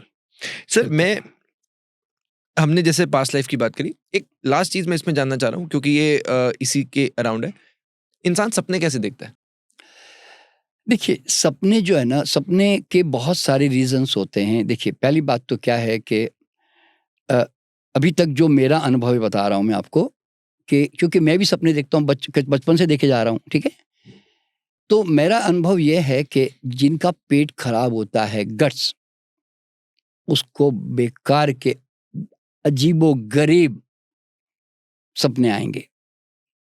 तो जिसका पेट शांत है, उसको खराब सपने नहीं आएँगे, पहली बात तो। तो सपनों का जो मैक्सिमम रिलेशन जो मैंने अब तक पाया ना, वो है तुम्हारा पेट का ज़्यादा खराब रहना, गैस का बनना, और जिसके पेट में जितनी वायु बनती है ना, उतना उसको सपने ज़्यादा बेकार आएँगे। समझे ना? पहली बात तो ये। अच्छा, देखिए, सपने स्वाभाविक चीज़ है, लेकिन आप किसी विचार को सोचते-सोचते आप अगर सो गए, तो फिर आपका चूँकि थॉट एक पर्टिकुलर वाइब्रेशन में, फ्रीक्वेंसी में था, तो वो ब्रह्मांड में उसी एनर्जी के साथ कनेक्ट होकर उससे रिलेटेड कोई पॉजिटिव नेगेटिव जो इम्पैक्ट होते हैं ना, वो आपके सपनों के रूप में आपके अंदर आने लग जाते हैं, क्योंकि you are giving much focus to that particular thought. लड़की को सोचा तो उससे शादी भी होगी, बच्चे भी पर होंगे। आपके कल्पना में वो चीज़ें जो है, वो क्या होता है, माइंड जो है ना, वो कई तरह की चीज़ें क्रिएट करने लग जाता है, सबकॉन्शियस जो हमारा माइंड है, ठीक है? क्योंकि वो सबकॉन्शियस में वैसा थॉट ला रहा है ना कि ये लड़की मुझे मिल जाए तो अच्छा है, मेरी शादी हो जाए तो अच्छा है, मैं इसके साथ जीवन ऐसे जीऊँगा। अब चूँकि वो अंदर ही नहीं, मन में कहीं न कहीं उसका वो थॉट उसने आज नहीं तो कल पहले क्रिएट किया होगा, तो वो सपने में जाकर फिर वही चीज़ को वापस जो है देख रहा होता है। पर सपने में ऐसा नहीं कि आपने जो सोचा वही दिखाई देता है। कई बार आपको बड़ी अटपटी सी चीज़ें भी नज़र आने लगती है, जो कि आपको लगता है ये तो मैंने कभी सोचा भी नहीं, ना मैंने कभी इसके बारे में कल्पना भी की। तो क्या होता है कि सपने जो है ना, हमारे लिए एक बहुत इंट्यूटिव गाइडेंस का भी रास्ता है। सपने जो है हमारे, वो उसमें हमें कई तरह के गाइडेंस मिलती है। जैसे आपने देखा होगा, अच्छे-अच्छे साइंटिस्ट, म्यूजिशियन, चित्रकार, कलाकार, लेखक जो होते हैं ना, उनको सपनों में गाइडेंस मिलती है और उनको धुन सपने में मिलती है। कई संगीतकारों को है ना, अच्छी-अच्छी धुनें सपनों में पता चली और तुरंत आँख खोल के उन्होंने लिखना शुरू कर दिया। तो क्या होता है, आप अगर किसी खास फ्रीक्वेंसी में लगातार वाइब्रेट करते हो तो ना, as a scientist, as a writer, as a चित्रकार, यानी कि तो आपकी चेतना है ना, उसी तरह के वाइब्रेशन के साथ है ना, सपने में भी उसके साथ कनेक्ट होने लगती है, और वहाँ से आपको है ना, उस तरह की एक जानकारी, अनजानी जानकारी प्राप्त होने लगती है। ये सपनों का ये भी बेनिफिट है कि सपने खाली ऐसा नहीं कि भाई 90% तो खैर पेट खराब से आते हैं, लेकिन 10% सपने हमारे इंट्यूशन से भी आते हैं, इंट्यूटिव होते हैं, आप यूँ समझ लें। अच्छा, और फिर सपनों में चूँकि हम ऐसी चेतना की जगत में यात्रा करते हैं कि जहाँ पर कई बार हमारी माँ बाप, दादा दादी भी आकर हमें गाइड कर रहे होते हैं, स्पिरिट गाइड्स कहते हैं उसको, तो वो भी हमें गाइड भी कर रहे होते हैं। तो इसलिए सपने जो है वो हमारा एक प्रकार से यूँ समझो सूक्ष्म जगत में यात्रा करने का एक साधन है। तो पर उस साधन में पेट खराब से ज़्यादा इधर-उधर भागते हैं, और अगर हम पेट खराब ज़्यादा नहीं है और पेट थोड़ा रिलैक्स है, तो फिर आपको दूसरे एरिया के फ़ायदे, इंट्यूशन वगैरह, स्पिरिचुअल गाइडेंस, वो सब मिलने लगेगा, यूँ समझ लें आप। Got it. सर, अच्छे सपने तो मुझे समझ आया, इसमें 2 चीज़ें मुझे पूछनी है। कई बार जो बुरे सपने आते हैं, वो इंसान सोचते हैं यार मैं तो ऐसा हूँ ही नहीं, ये कैसा मेरे सपने में आ गया? और क्या ये सपने एक्शंस में भी बदल सकते हैं? नहीं, देखिए क्या होता है कि अल्टीमेटली आप कॉन्शियस लेवल से आप ऐसा सोचते हो वास्तव में। अब इसमें क्या होता है, सपनों में भी कई लोग जो है ना, जब जाते हैं ना, तो अपने पास्ट लाइफ और पास्ट लाइफ को भी देख रहे होते हैं। कई लोग मेरे पास जो आते हैं वो कहते हैं, सर ये मुझे एहसास हो गया था कि मैं पहले कोई एक सिपाही था और मैंने किसी की हत्या कर दी थी। ये सपने में मुझे भी कई बार सर आया है ऐसे। तो मुझे उनके आधार पर मुझे लगता है कि कई लोगों को जो है ना पास्ट लाइफ के भी ग्लिम्पसेस सपनों में उनको महसूस होते हैं, यूँ समझ लें। और जो उन्होंने कभी देखा नहीं ऐसा बोलते। तो मुझे क्या लगता है कि since he has been living so many thousands of past life, तो उसके कारण उसके जैसे कहते हैं ना कि उसकी चेतना में जब वो एक प्रकार से जब वो सटल वर्ल्ड में आ जाता है और एस्ट्रल वर्ल्ड में ट्रैवल कर रहा होता है, तो उससे रिलेटेड जो भी आकाशिक रिकॉर्ड यूनिवर्स में मौजूद है वो उसके साथ कनेक्ट होकर किसी भी चीज को अपने सपने में देख सकता है फिर वो शायद। तो इसीलिए वो अटपटे से अनजान से बिल्कुल कोई कनेक्शन भी नहीं लगता ऐसे सपने जो आते हैं ना, तो मुझे लगता है कि या तो वो कहीं ना कहीं पास्ट लाइफ से रिलेटेड है और या नहीं तो फिर आपके फियर्स भी कई तरह के सपने क्रिएट कर देते हैं, उस तरह के वाइब्रेशंस, यूँ समझ लें। Got it. क्या कोई व्यक्ति एस्ट्रल स्टेट जो अगर हम कहें अपने किसी प्रियजन से जो गुजर चुका है उससे बात कर सकता है? हाँ जी, बिल्कुल कर सकता है। देखिए क्या होता है कि जब आप ट्रांस स्टेट में जाते हैं ना, तो फिर आप तो ऐसे जगत में आ गए जहाँ पर सारी एनर्जीज मौजूद है वहाँ पर। आपके सोचते ही आप उसके साथ कनेक्ट हो जाते हैं। मतलब जैसे आप इंटेंशन करते हैं, मुझे मेरे दादाजी से बात करनी है, मुझे मेरे माताजी से बात करनी है। तो वो एक चूँकि टीचर जो आपको आपका जो गाइड है वो आपको जब गाइड करता है कि आप इनसे बात करो, इनको बुलाओ, इनको इन्वोकेशन करो, तो वो मन से जब इंटेंशन पैदा करता है कि I want to talk to my दादा, तो फिर वो दादाजी की चेतना जो है ना, जैसे मैंने कहा ना कि 1 सेकंड लगता है उसके साथ जुड़ने में, तो तुरंत उनको लगता है कि अब दादाजी उनके सामने खड़े हुए हैं और मैं उनसे बातचीत भी करवाता हूँ जनरली और उनसे गाइडेंस भी दिलवाता हूँ। फिर वो कहाँ जन्म लेंगे, अगर ले लिया है तो कहाँ जन्म ले लिया, ये भी लोग देखते हैं। और यानी कि परिवार में कहीं आ गए तो किस परिवार में आ गए हैं, और नहीं लिया तो आगे भविष्य में कहाँ जन्म लेंगे, और अगर परिवार में आएँगे तो किस रूप में आएँगे, लड़का-लड़की के रूप में, या नहीं तो किसी और परिवार में जाएँगे तो किस रूप में जाएँगे, इस तरह से। तो जैसे अभी मैंने आपको एक अभी वीडियो बताया थोड़ी देर पहले कि एक व्यक्ति को मैंने ओशो के बारे में पूछा था, तो उन्होंने जैसे बताया कि भई वो किसी सारे इंडियन परिवार से हटकर किसी वेस्टर्न परिवार में ही जा रहे हैं मान लो, तो फिर वो इस तरह से जो है ना उनको पुरखे उनके परिवार के लोग मान लो कोई मर गए, जल्दी मर गए, कई बच्चे मर गए। इवन हमने ये भी देखा है कि अभी-अभी 12 साल का एक बच्चा, अहमदाबाद का एक केस है हमारा, कि जिसमें 12 साल का बच्चे ने सुसाइड कर ली थी। तो उसके बाद में जब वापस उसकी माँ को लेके जाया गया, तो उसने देखा कि 2 साल के बाद उनके परिवार में फिर वो गर्भवती हो रही है, तो उसने कहा कि मेरे पेट में वही बच्चा वापस आ गया है। तो इस तरह से, तो ऐसे करके जो है कई बार हमारी चेतना के साथ हम देख भी सकते हैं, बातचीत भी कर सकते हैं, और उसका आगे आने वाला जो है फ्यूचर भी देख सकते हैं हम उसका, इस तरह से। सर जैसे आपने बताया कि हम उनसे जो स्पिरिट्स हैं इनसे बात कर सकते हैं, आपने ये भी बताया कि ये भी वो बता देते हैं कि उनका जन्म, जैसे आपने बताया था अभी जो एक केस था कि ओशो का पता लग गया अब कि वो एक वेस्टर्न परिवार में आने वाले हैं। हाँ। इस वक्त वो 6 साल के हैं, आगे चल के वो पॉलिटिक्स में आएंगे। मैं ये जानना चाह रहा हूँ कि ये जो कम्युनिकेशन है ये क्या सोल की उस सोल से हो रही है, या वहां पर कोई एक एनर्जी है, और इस एनर्जी का बाद में जो रीबर्थ हो रहा है ये प्रोसेस कैसे हो रहा है, कौन कर रहा है, कहाँ से हो रहा है? देखिए बहुत सारी मिस्ट्री तो अभी भी मिस्ट्री ही है दुनिया में, सब कुछ हम जानते हैं ऐसा तो नहीं है। लेकिन एक चीज़ है कि यात्रा जो है कंटिन्यूअसली चलती रहती है, और सोल जो है ना, देखिए बुद्ध, महावीर, ओशो जैसी जो सोल होती है ना, ये अपनी मर्जी से जन्म लेती है।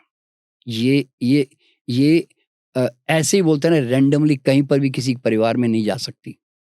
They make a choice of themselves.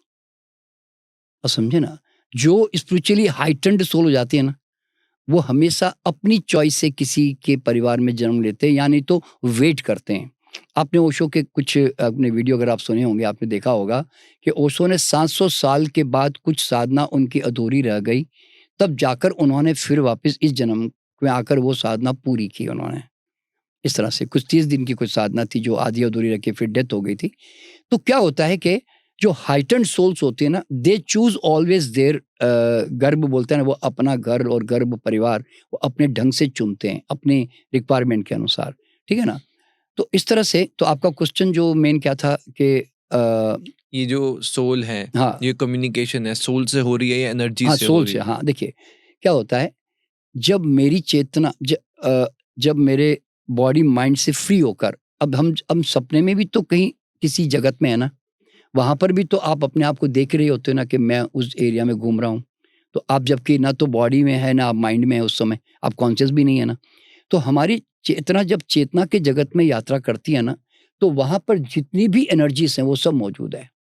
मतलब चाहे हजारों हजारों साल से अगर कोई कहे मुझे भीष्म पितामह से मिलना है, कि मुझे अर्जुन से मिलना है, कि कृष्ण की चेतना से मिलना है, तो ऐसा नहीं कि टाइम लगता है। मैंने कहा ना ऊपर टाइम ट्रेवल तो है नहीं, 1 सेकंड में आपकी चेतना उनके साथ जुड़ जाएगी और उनसे संबंधित जानकारी प्राप्त कर लेगी, यूँ समझ लें।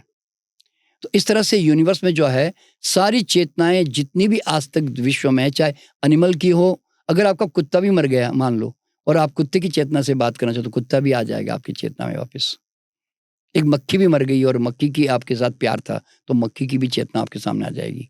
तो मतलब ये अनुभव हमारा अब तक ये है कि ब्रह्मांड में सारी चेतनाएँ जो है यूनिवर्स में मौजूद है।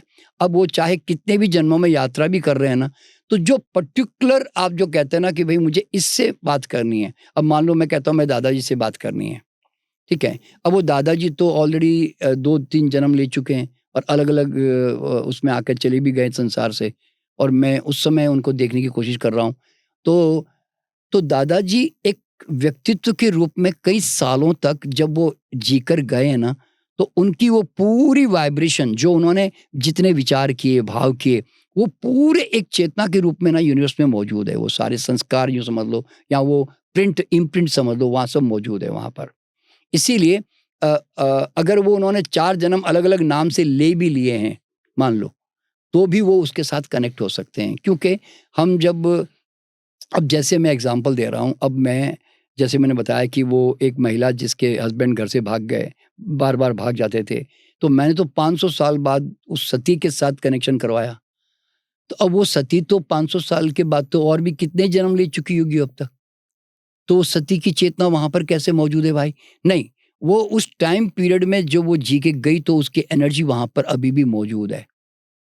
और वो उसने जितने जीवन आज तक जिए हैं वो सारी एनर्जी मौजूद है। इसका प्रमाण क्या है मैं बताना चाहूँगा कि जब मैं लोगों को किसी के भी जन्म में ले जाकर जब मैं उसके अ उस पर्टिकुलर जन्म के बारे में जानने की कोशिश करता हूँ, तो लोग उसके बारे में डिटेल में बताने लगते हैं। मतलब मान लो कोई मैं 1000 साल पीछे लेके चला गया, तो मैं उस व्यक्ति के बारे में जानकारी प्राप्त करता हूँ, तो वो डिटेल में मुझे सब बता रहे होते हैं। तो इसका मतलब है कि हर एक का इतिहास, भूगोल जो बोलते हैं ना यूनिवर्स में, आकाशिक रिकॉर्ड में मौजूद है। वो फाइल है वहाँ पर। आप जैसे ही उस फाइल को खोलना चाहते हैं, तो आप सब कुछ उसको जान लेते हो, यूँ समझ लें आप।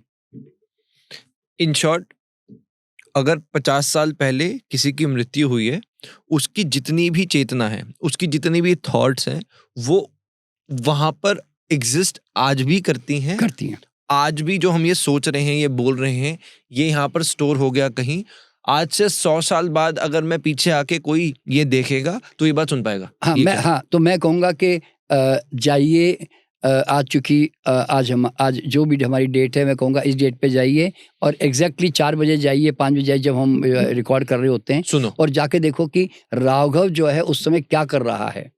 तो वो रिकॉर्डेड ऑलरेडी उसमें है पूरा। जैसे तुमने कहा ना कि जो हम एक-एक सेकंड में, एक-एक पल में जितना जो घटता जा रहा है इस ब्रह्मांड में ना, वो सब समझो रिकॉर्डेड है एक प्रकार से। सर ये तो समझ आया, मुझे थॉट्स आ गई।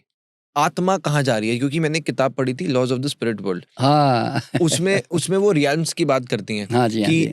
अगर आप के अच्छे कर्म नहीं थे या कुछ बुरा था, तो आप नीचे वाले रियल्म्स में हैं, जहाँ पे बहुत ही कष्टदायी जीवन है। और अगर अच्छे हैं तो स्टेज 4 ऊपर आप जाते रहेंगे। हाँ जी। तो फिर ये जो स्टेजेस हैं, अगर थोड़ा इसके ऊपर आप बता सकें, और वहाँ पर सोल है, थॉट्स इधर हैं, तो इसके बारे में थोड़ा सा प्रकाश डालिए। देखिए क्या होता है, हम जिस लेवल का जीवन जी रहे होते हैं ना, अगर हम लोअर लेवल का जीवन जीते हैं जिसमें वासनात्मक जीवन, मतलब फूड, सेक्स, ये वो सब, खाना पीना, सम्मान, इज्जत, पैसा, बस इसी में ही हमारा ध्यान रहता है। और हम जो हायर जो वाइब्रेशन, देखिए ये लोअर वाइब्रेशन कहते हैं ना, इसको एक प्रकार से समझो कि every emotion is a vibration, है ना। एक घृणा करूं तो उसका अलग वाइब्रेशन है, प्रेम करूं तो अलग वाइब्रेशन है, इस तरह से। तो जो प्रेम, करुणा, मैत्री, सद्भाव, अहिंसा, ये सब हायर वाइब्रेशन है, इनकी वाइब्रेशन। तो क्या होता है कि जब आप नीचे के लेवल पर जीते हैं ना, तो आपकी चेतना चूंकि इस लेवल में कभी गई नहीं, कभी सोचा भी नहीं, कुछ किया भी नहीं, मतलब प्रेम, करुणा, मैत्री, जो भी सेवा भाव जो भी होता है, तो फिर क्या होता है कि जब हमारी डेथ हो जाती है, तो डेफिनेटली जब आप मरते हो तो उस समय आपके दिमाग में अपने प्रॉपर्टी, मेरा रिश्तेदार छूट गया, मेरा वो, मेरे बच्चों का क्या होगा, मेरा पैसे का क्या होगा, मेरी प्रॉपर्टी का क्या होगा, मान लो, तो माइंड में आपकी वही चीजें रहती है ना, एक अटैचमेंट तो रहता है ना, एक प्रकार का। तो आप जो भाव मरते वक्त जो आपके दिमाग में उस समय जो फ्रीक्वेंसी वाइब्रेशन चल रहे होते हैं ना, तो आप जब मर जाओगे तो आपकी चेतना फिर हायर डायमेंशंस में इसलिए नहीं जाएगी। मैं यूं कहता हूं कि आपके ऊपर जो है ना बहुत सारी चीजें लदी हुई है, आप हल्के नहीं हो, फ्री नहीं हो किसी चीजों से, आप बंधे हुए हो, मतलब जमीनों से, जायदाद से, पैसों से, सेक्स से, खान पान से, उससे, या आपको खाने पीने में आप भोग, अभी तभी वो भोग विलास से मुक्त नहीं हुए, वो लालसा अभी भी बाकी रह गई, ऐसा होता है ना। तो फिर उसको कहते हैं लोअर डायमेंशंस में आपकी सोल है। तो ये लोअर डायमेंशन में जो सोल्स होते हैं ना, फिर इनको कोई भी मैनिपुलेट भी कर सकता है। ये जो तांत्रिक लोग जैसे कहते हैं ना, हम ये सोल के साथ बात करते हैं या करते जो भी, तो ऐसी सोल जो है ना वो लोअर डायमेंशंस में होती है। फिर जैसे जैसे आप स्पिरिचुअली ग्रो करते हो ना, यानी कि आप प्रेम भाव, सेवा भाव, मैत्री, करुणा, जो भी मतलब एक अच्छी पॉजिटिव फीलिंग्स और विश्व कल्याण, दूसरों का कल्याण, यानी तो खुद के भी अंदर एक परम आनंद, एक शांति, वो भी अनुभव करते हो। अब दूसरों को कुछ भी नहीं करते हो, पर आप कम से कम आनंद शांति में रहते हो, जिससे आप नेगेटिव कोई भी संस्कार निर्मित नहीं कर रहे हो। तो आपकी सोल है ना इतनी हल्की हो जाती है कि ऑटोमेटिकली जो है ना वो हायर डायमेंशंस में चली जाती है। तो ये लोअर डायमेंशंस और हायर डायमेंशंस डेफिनेटली होते हैं। तो लोअर डायमेंशंस में क्या होता है, आप एक्चुअली तड़प रहे होते हैं, इसको नरक कहते हैं, तुम जल रहे होते हो। तुम प्रकार से बोलते हैं ना कि कढ़ाई में तलेगा, कढ़ाई में तलने का मतलब क्या, मैंने तुमको गाली दी और तुम मेरी गाली को कई सालों तक याद करके जी रहे हो, तो तुम अपने आप को रोज मेरे थॉट को लाते हो और कढ़ाई में वापस तलते रहते हो, जैसे पकौड़ा वापस तलते हैं ना, उस तरह से। तो इसको कहते हैं नरक में जीना। और स्वर्ग में जीना किसको कहते हैं कि when they free from their body and mind, तो उसके बाद वो इतना अच्छा फील करते हैं। देखिए मैं मेरी पास्ट लाइफ में लोगों को पूछता हूँ मैं कि भाई तुम्हारी 50 साल में मृत्यु हो गई या 40 साल में मृत्यु हो गई, हाउ यू आर फीलिंग, कोई बोझ है क्या दिमाग में? वो कहते नहीं, बहुत अच्छा लग रहा है मुझे, बहुत ऊपर आने के बाद ऐसा लग रहा है जैसे सब कुछ शांति शांति, आनंद ही आनंद है। तो इसका मतलब है कि सोल यूँ जाके दुखी नहीं होती, जो अच्छी सोल होती है, क्योंकि उनके पास बंधने को ज्यादा नहीं है, फ्रीडम का ज्यादा है उनके पास माल है, यूं समझ लो। सर ये जो हायर डायमेंशंस की हम बात कर रहे हैं, स्वर्ग नरक की हमने बात करी, तो क्या इसको हम एक नॉर्मल, जैसे एक प्लेन है यहाँ पर जैसे हम चल रहे हैं, वैसा ही कुछ हायर डायमेंशन में है जहाँ पे सोल्स आपस में चल रही हैं नॉर्मली वॉक कर? नहीं, ऐसा कुछ भी नहीं है वहाँ पर। देखिए क्या होता है कि they are all, everything in this universe is in energy form. जब फिजिकल फॉर्म नहीं है तो everything is in energy form, ठीक है ना।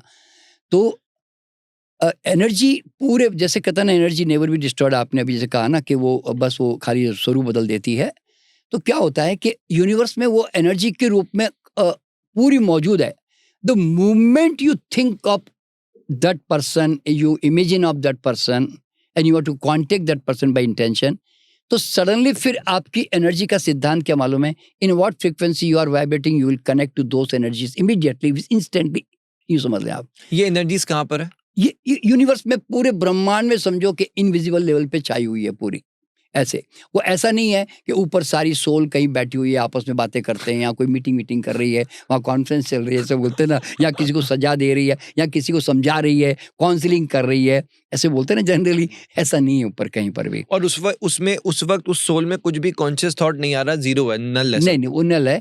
वो आप जब कनेक्ट करते हो ना, तो देन फिर उसके बारे में जानकारी प्राप्त होती, नहीं तो फिर वो they are already in their area, और वो अपना जैसे कहते हैं ना, समय जितना बोलते हैं ना बिताना है करना, उसके बाद में अगेन अगर उनके वाइब्रेशन कहीं मैच होते हैं उस परिवार के साथ या किसी जगह पे, तो वो वापस रीबर्थ में आ जाते हैं तुरंत, यूँ समझ लो। ये कैसे होती है वाइब्रेशन मैच?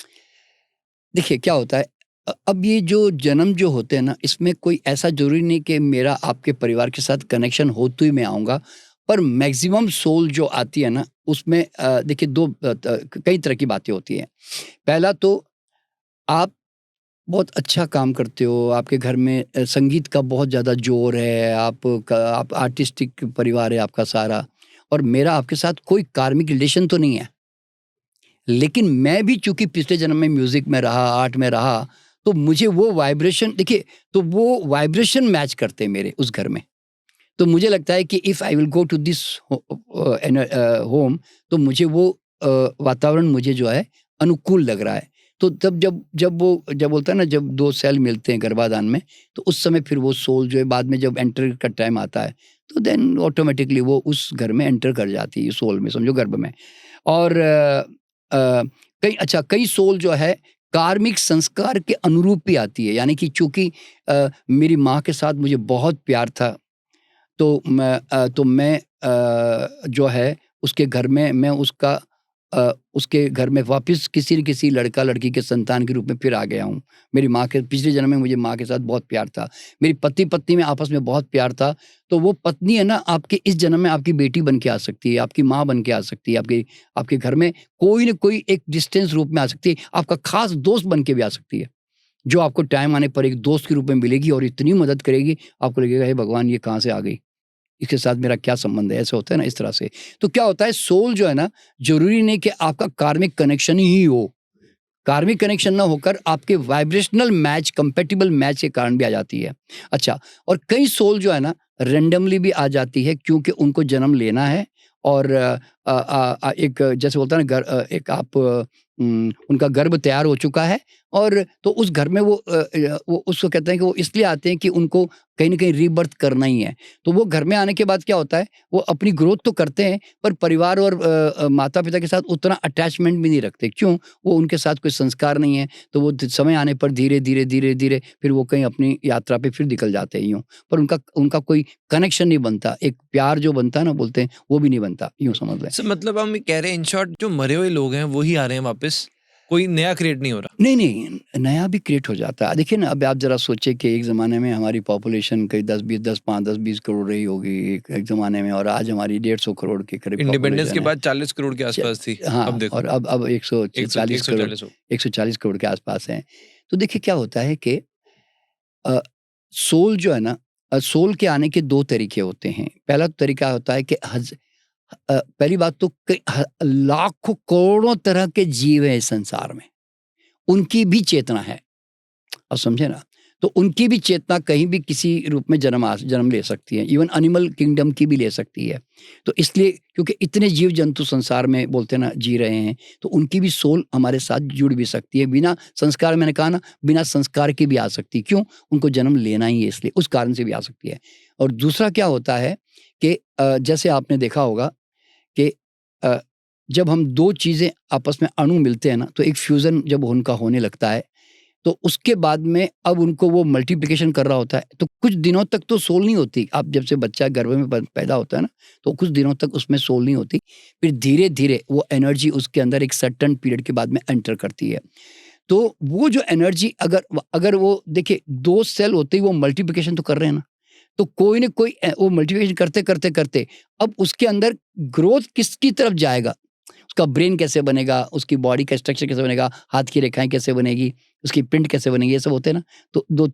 तो उसके बाद में जो है फिर वहाँ से कोई न कोई चेतना जो है यूनिवर्स से क्या होता है, कोई भी एनर्जी को वो अट्रैक्ट कर लेता है। मतलब energy transform into a soul, यानी कि हम करोड़ों सोल एनर्जी से में से हम पैदा कर सकते हैं। देखिए, अगर आज ही अभी-अभी मैंने रिसेंटली सुना कि इटली में एक साइंटिस्ट ने प्रकाश को फ्रीज करके सॉलिड फॉर्म में मटेरियलाइजेशन कर दिया उसका। ये अभी अभी का न्यूज़ बता रहा हूँ, आप अब जाके देख सकते हैं, गूगल में सर्च कर सकते हैं।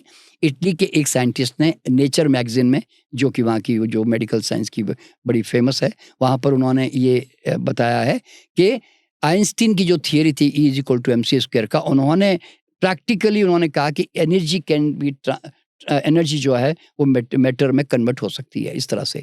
तो उन्होंने प्रकाश को, यानी कि लाइट को जो है ना, सॉलिड फॉर्म में पैदा कर दिया उन्होंने।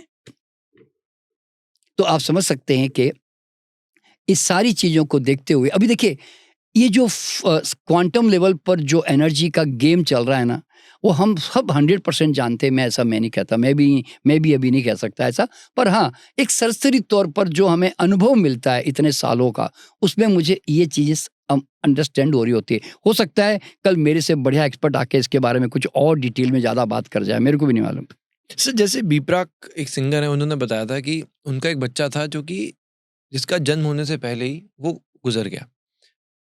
जब कोई ऐसा केस होता है कि बच्चे का जन्म ही ना हो, तो ये क्या वजह है?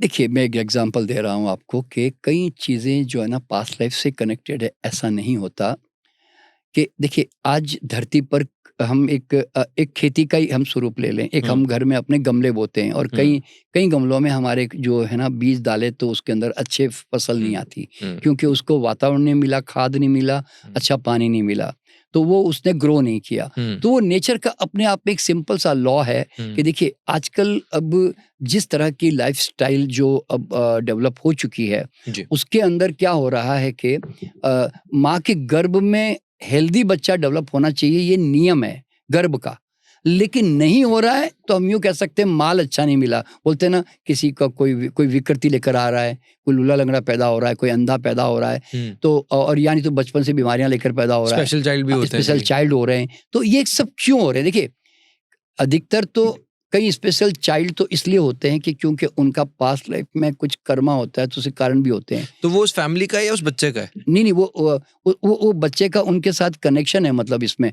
जो स्पेशल चाइल्ड में मैंने पास्ट लाइफ के अंदर जाके मैंने देखा है लोगों का कि जैसे वो एक लड़की थी, वो अपनी माँ की कभी केयर नहीं करती थी। माँ मतलब बीमार रहती थी और वो मतलब उच्चश्रृंखल टाइप की लड़की थी जन्म में। तो इस जन्म में वो माँ जो है वो मेंटली रिटार्डेड बच्चे के रूप में आई। अब वो 24 घंटे वो मतलब उसको सेरेब्रल पाल्सी है और वो उसकी सेवा कर रही है अब उसकी। तो अब ये मतलब ये अजीबोगरीब जो बोलते हैं ना कनेक्शन मैं भी देखता हूँ, तो मैं भी मतलब हैरान होता हूँ कि यार क्या मतलब कैसे सब ये कनेक्शन बनते हैं, कैसे सब कुछ डेवलपमेंट हो रहा होता है। तो मतलब अल्टीमेटली क्या होता है, मैंने एक ही चीज़ देखी है कि एवरी कर्मा है उसका एक रिफ्लेक्शन जो है वो आपकी लाइफ में रहता ही है। तो सर, ये रिफ्लेक्शन भी रहता है, इतनी प्रॉब्लम भी रहती है, इसका सोल्यूशन भी आपने हम श्योर कुछ निकाला होगा? हाँ, सॉल्यूशन देखिए, आज हर धर्म का आप देखोगे, खास करके हिंदू धर्म में मोक्ष की कामना की जाती है जी। तो मोक्ष का मतलब क्या है कि भाई सब कर्म बंधन कट गए, तो आप धीरे धीरे साधना के माध्यम से अपने आप को उस समता भाव में ले आती हो, स्थित प्रज्ञ अवस्था में, कि जहां पर आप प्रतिक्रिया, न अच्छी प्रतिक्रिया न बुरी प्रतिक्रिया, न अच्छी संवेदना न बुरी संवेदना, यानी कि कोई अच्छा है तो आप खुश होकर ना उसको रिएक्ट नहीं कर रहे हो, अब गलत है तो भी आप रिएक्ट नहीं कर रहे हो, you are as it is there. तो आप है ना कनेक्शन कट कर दिया आपने रिएक्शन के सारे, और अटैचमेंट सारे बंद कर दिया, अपेक्षाएं बंद कर दी, यानी कि और फिर आपने अपना ईगो भी मेंटेन नहीं रखा कि जिसको आपको पॉलिश भी करना पड़े, समझे ना। तो यू डोंट रिमेन देयर। तो फिर ऐसी अवस्था में क्या होता है, जब हम कहते हैं ना भाई मोक्ष प्राप्त हो गया, तो मोक्ष का मतलब है कुछ बचा ही नहीं, मतलब वापस संस्कार के रूप में जन्म लेने के लिए। मतलब इतना उन्होंने मतलब आदमी की ये सबसे बड़ी ताकत है कि वो इस अवस्था तक जा सकता है और अपने आप को कट करके बिल्कुल जीरो कर सकता है, यानी कि ये समझ लो आप। जैसे कि महात्मा बुद्ध है, महावीर है, सब ऐसे बड़ी बड़ी आत्माएं जो हैं। तो उसके बाद आपने कहा कि तभी ये लोग इतने पावरफुल बनते हैं कि वो खुद डिसाइड करते हैं कि कहाँ जाना है। हाँ, आज अगर भगवान बुद्ध को लगता है कि संसार, देखिए जैसे कृष्ण ने एक गीता में श्लोक कहा ना कि यदा यदा हि धर्मस्य ग्लानिर्भवति भारते तद्युत्थानम् अधर्मस्य तदात्मानं सृजाम्यहम्, कि हे अर्जुन, जब जब धर्म की हानि होगी तब तब मैं अवतरित होऊंगा परित्राणाय साधूनाम, यानी कि गलत को नाश करने के लिए I will take birth again. तो यूनिवर्स में ये लॉ ऑटोमेटिकली, वो कहते हैं ये कभी भी बंद नहीं होगा। जब जब धर्म की हानि होगी, यानी कि लॉ का नुक्स लॉ के विरोध में लोग जाने लगेंगे और गलत उसका रिजल्ट गलत आने लगेगा, कई बीमारियों के रूप में, कई दुख के रूप में, वॉर के रूप में, तो then I will take birth again. तो इसका मतलब ये नहीं कि कृष्ण जन्म लेते हैं। कृष्ण कहते हैं कि एक पॉजिटिव एनर्जी जो है ना उस समय उदय होगी और वो एनर्जी फिर इनको जो है नष्ट करेगी। तो परित्राणाय साधूनाम विनाशाय च दुष्कृताम। तो ये जितने भी गलत कर्म हो रहे हैं उनको सबको नष्ट करने के लिए आएगा। और ये संभवामी युगे युगे, यानी कि ये युगों से ये चलता आ रहा है अर्जुन, और ये चलता ही रहेगा।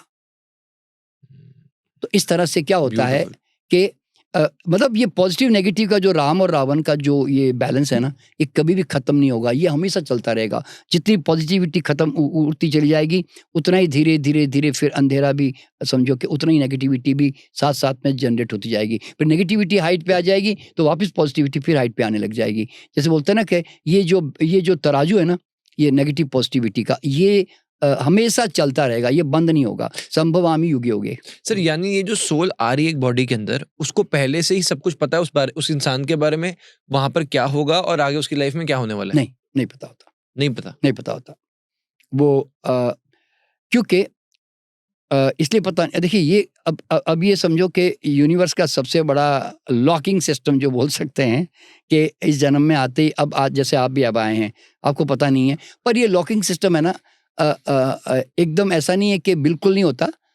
आप अगर 4-5 साल की उम्र तक, समझो 4-5-6-7 तक की उम्र तक, कई बच्चे अपने पास्ट लाइफ के बारे में बता रहे होते हैं और वो 100% सच निकले हैं। जो मैंने वर्जीनिया यूनिवर्सिटी के बारे में बताया कि वहाँ पर जो रिकॉर्डेड जो डॉक्यूमेंट्स हैं उसमें मैक्सिमम बच्चों का ही है, क्योंकि वो इमीडिएट जाके चेक किया जा सकता है ना। अगर 5 साल का बच्चा कह रहा है कि भैया मैं तो 5-6 साल पहले यहाँ पैदा हुआ था, तो जाके मैं देख सकता हूँ ना उसको। तो इसलिए वो डॉक्यूमेंटेशन ऑथेंटिक डॉक्यूमेंटेशन है, ये समझ लो। तो उसमें बच्चों का ज़्यादा है, तो कई बच्चों को है ना अपना पूर्व जन्म याद रहता है। आप समझे ना। पर बाद में धीरे धीरे जैसे से कॉन्शियस माइंड का डेवलपमेंट होता चला जाता है, इंफॉर्मेशन मिलता जाता है, वैसे वैसे फिर वो मेमोरी जो है ना उसकी डिमिनिश होती चली जाती है ऑटोमेटिकली। तो ये लॉकिंग सिस्टम हमारे बॉडी में नेचुरल है, लेकिन मेरा ऐसा मानना है कि शायद 2-3-4 साल तक आपके मेमोरी में पुरानी मेमोरी थोड़ी रहती है।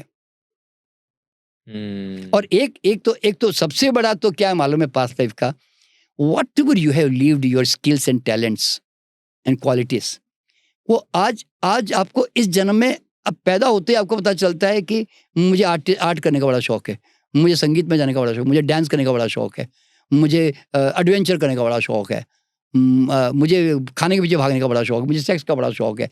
तो ये जो आप ला चुके होते हैं ना, वो ऑटोमेटिकली वो एग्जैक्टली ब्लूप्रिंट के अनुसार बोलते हैं, टाइम आने पर वो फूल कौन से कलर का होगा वो धीरे धीरे खिलने लगता है और उसी स्वभाव में वो आ जाता है ऑटोमेटिकली।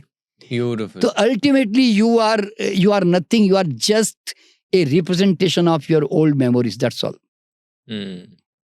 आज देखिए, अब मैं भी जो आज ये बातें कर रहा हूँ और ये जो काम कर रहा हूँ, तो मैं ऐसे ही नहीं कर रहा हूँ। मैंने कोई सीखा नहीं है कहीं पर भी, मैंने कोई बड़े बड़े वेद ने शास्त्र नहीं पढ़े, ध्यान रखना। मैंने कई जन्मों से इस तरह की यात्रा करते हुए आज मैं इस जन्म में आकर थोड़ा और एडिशन सब्सट्रैक्शन कर रहा हूँ, बस समझ लो ऐसे। तो इस तरह से जन्म चलता है। मतलब सर हर इंसान अपने जीवन की सिर्फ इस लाइफ को जो देख रहा है वो अपने पिछले जन्म से कुछ चीजें लेकर आ रहा है। हाँ। और ये एक नेवर एंडिंग साइकिल है जो कि इंसान बस चल रहा है और चल रहा है। हाँ, तो इसलिए कहते हैं ना कि भव सागर जो बोलते हैं ना, पार करना है तो भैया फिर मोक्ष की कामना करो, बोलते ना फिर बोलते हैं मोक्ष की कामना।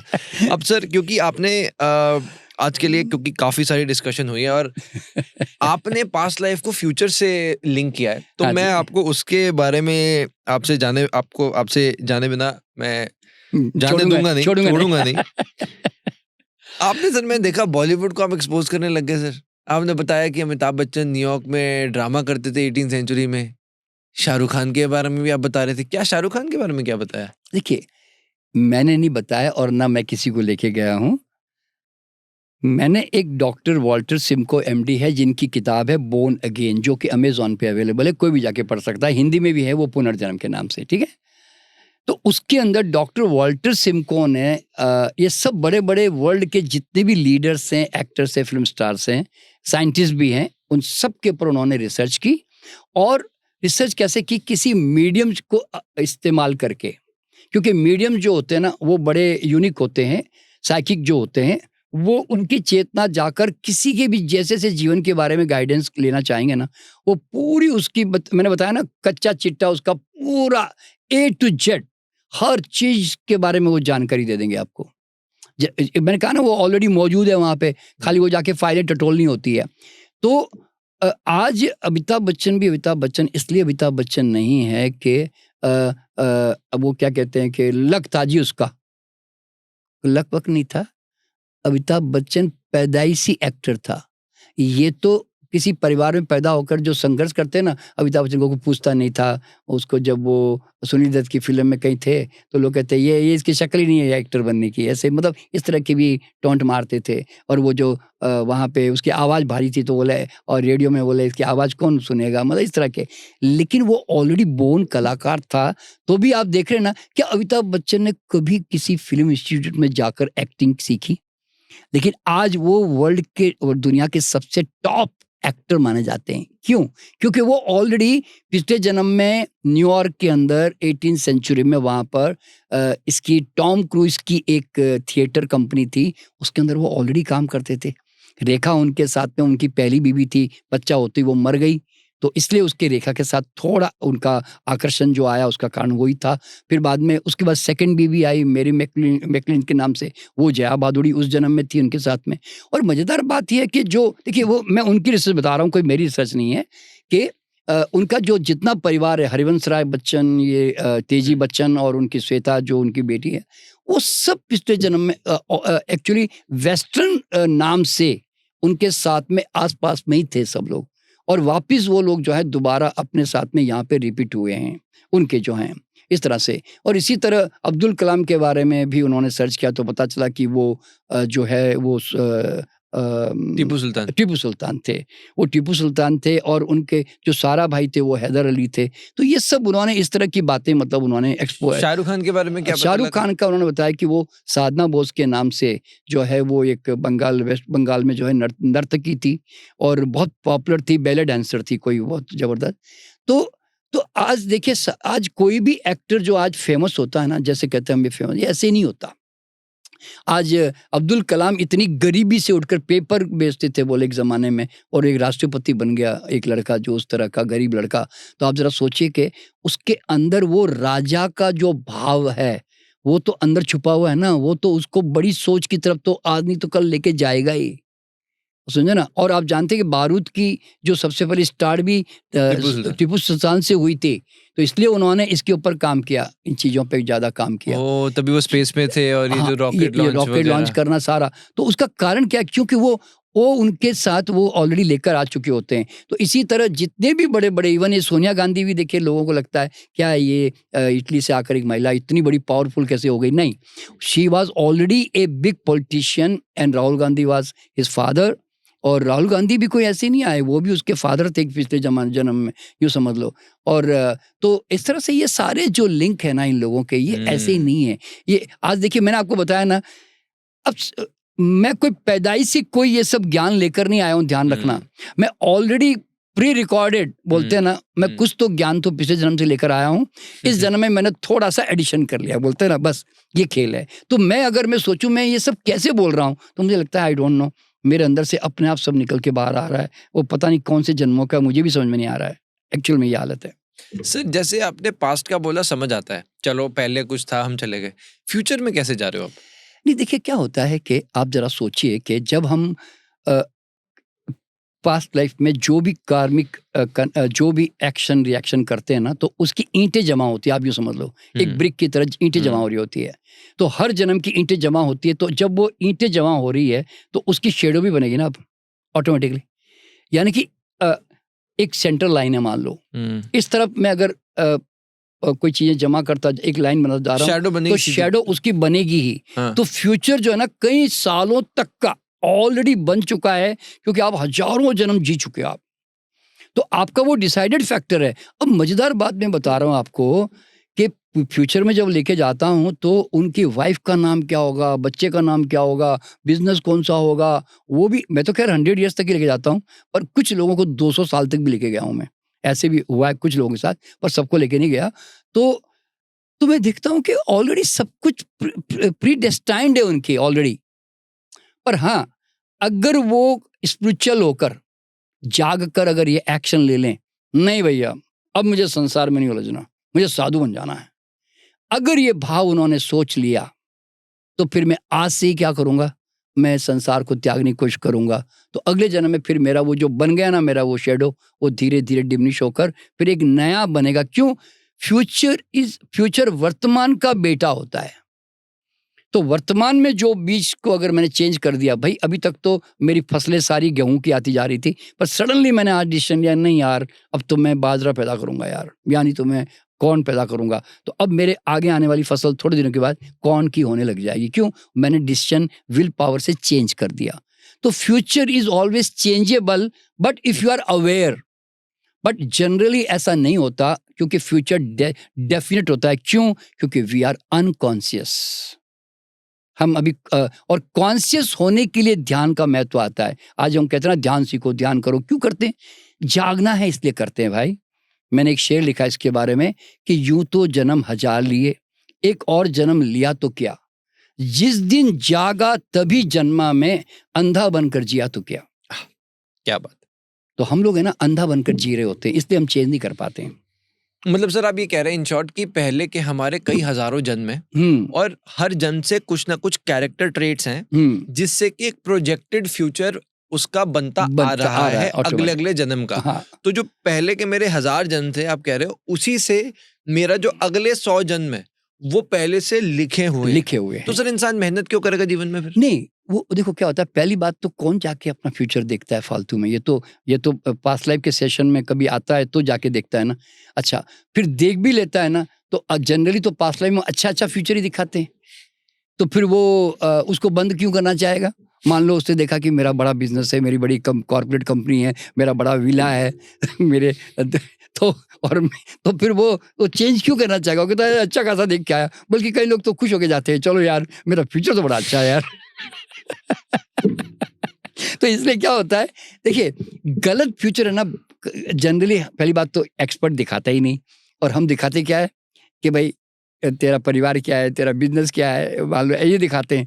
तो बस वो जो अगर उसका अच्छा रहता है, कई लोग 1-2% लोग होते हैं जिनका फ्यूचर अच्छा नहीं होता, थोड़ा सा बेकार सा भी देखते भी हैं, पर फिर हम उसको एक ही सजेशन देते, भैया वो बेकार इसलिए कि तो अभी के जीवन का वो रिफ्लेक्शन आ रहा है, तो अभी आज ही चेंज कर दे, फिर उनको समझा देते हैं इस तरह से। But future is changeable, always remember.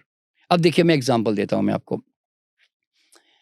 मैं बीमार पड़ा क्योंकि मेरी गलतियों के कारण, बहुत खान पान का शौक था। मैंने डिसीजन लिया संकल्प विल पावर से कि आज के बाद शर्मा जी बीमार नहीं पड़ना। आज 50 साल हो गए, एक खुजली भी मुझे पूछे बिना नहीं आ सकती। Disease is a impossible word for me. क्यों? क्योंकि I have taken the decision, और मैंने अपना वर्तमान में कॉन्शियस होकर मैंने सही बीज डालने शुरू कर दिए। इसलिए वो 50 साल से मेरे लिए बीमारी का कोई सिम्टम मेरे बॉडी में नहीं आ रहा है। क्यों? क्योंकि मैं कॉज ही नहीं दे रहा हूँ भाई, तो इफेक्ट नहीं आ रहा है। फिर एक जमाना था मैं गरीब था, बहुत पैसों की कमी थी, फिर डिसाइड किया कि नहीं यार आई मस्ट बिकम रिच। ये विल मतलब थॉट में चेंज किया, एटीट्यूड में चेंज किया, जो मेरे बिलीफ थे मैंने उसको चेंज किया। चेंज करते अब कितना करोड़पति, ये भी मेरी मर्जी वाली बात बता रहा हूं मैं आपको, कितना करोड़पति, उसका डिसीजन मैंने सोचा। फिर एक जमाने में दुखी होते थे, तनाव लेते थे, फिर हमने सोचा नहीं यार आनंद में जीना है। तो फिर देखा कि आनंद आ क्यों नहीं रहा भैया, तो मैंने कहा दुखी होने के सामान बहुत जोड़ लिया भैया, तो निकालो उन सबको। तो सारे वो निकाल के फेंक दिए, जिसको मैं कहता हूँ पेट्रोल की टंकियां, वो सब निकाल के फेंक दी। अब चिंगारियां तो वही है, वो तो आग लगाती नहीं आजकल। अब क्यों? मेरे पास पेट्रोल ही नहीं भैया आग लगने को। तो अब मैं यूं कहता हूं कि दुनिया की कोई ताकत मेरी मर्जी के बिना मुझे दुखी नहीं कर सकती। क्यों? मेरी मर्जी मैं लूंगा तो दुखी होऊंगा ना तो मतलब परम स्वास्थ्य, परम समृद्धि, परम आनंद, ये 3 चीजों की जो हर आदमी खोज होती है ना, वो मैंने तो प्राप्त कर ली भाई। बहुत सुंदर, बहुत सुंदर। और जिस तरीके से आज का पूरा पॉडकास्ट हुआ है, आई एम श्योर सभी ने बहुत कुछ नया नया जाना, सीखा। और आप मुझे कमेंट सेक्शन में ज़रूर बताइए अपना फेवरेट पार्ट। बट आज तक सर मैं लगभग 120, 125, 130 पॉडकास्ट कर चुका हूँ। आई एम श्योर ये अभी तक के लिए मेरा one of the most beautiful और एक लर्नेबल एक्सपीरियंस था। आपको देखकर खुद के चेहरे पे ऐसी स्माइल आ गई और मैं खुद सोच रहा हूँ जब मैं 75 का होऊंगा काश मैं भी आपकी तरह बोल पाऊँ और चल पाऊँ और इस स्टेट में हूँ जिसमें एक आनंद की अनुभूति हो। सही सही बात है दोस्तों, मुझे भी क्षमा कर देना, जितना मुझे अब तक ज्ञान अनुभव से मिला वही मैंने बताया है। हो सकता है मैं कई बातें नहीं जानता हूँ, हो सकता है मैं जानता हूँ, तो इसीलिए still I am into A learning process. बस इसी तरह अगर कोई बात बुरी लगी तो मुझे क्षमा कर दीजिएगा प्लीज। सर सारी हाय वाय जो भी थी आपने वो भी निकाल दी। भाई मुझे क्या मालूम है, ये इतनी मिस्ट्री है लाइफ की कि अभी तक भी खोजे जा रहे हैं। वो बोलते हैं एंड ही नहीं आ रहा है खोजने का। बहुत खूब सर, बहुत अच्छा लगा, पहली बार मिलना हुआ पर बहुत अच्छा लगा। थैंक यू सो मच अपना समय निकाल के अपना ज्ञान हमारे इस प्यारे से प्लेटफॉर्म से हमारी प्यारी ऑडियंस तक पहुंचाने के लिए। बहुत बहुत धन्यवाद। थैंक यू, सबको नमस्कार मेरा।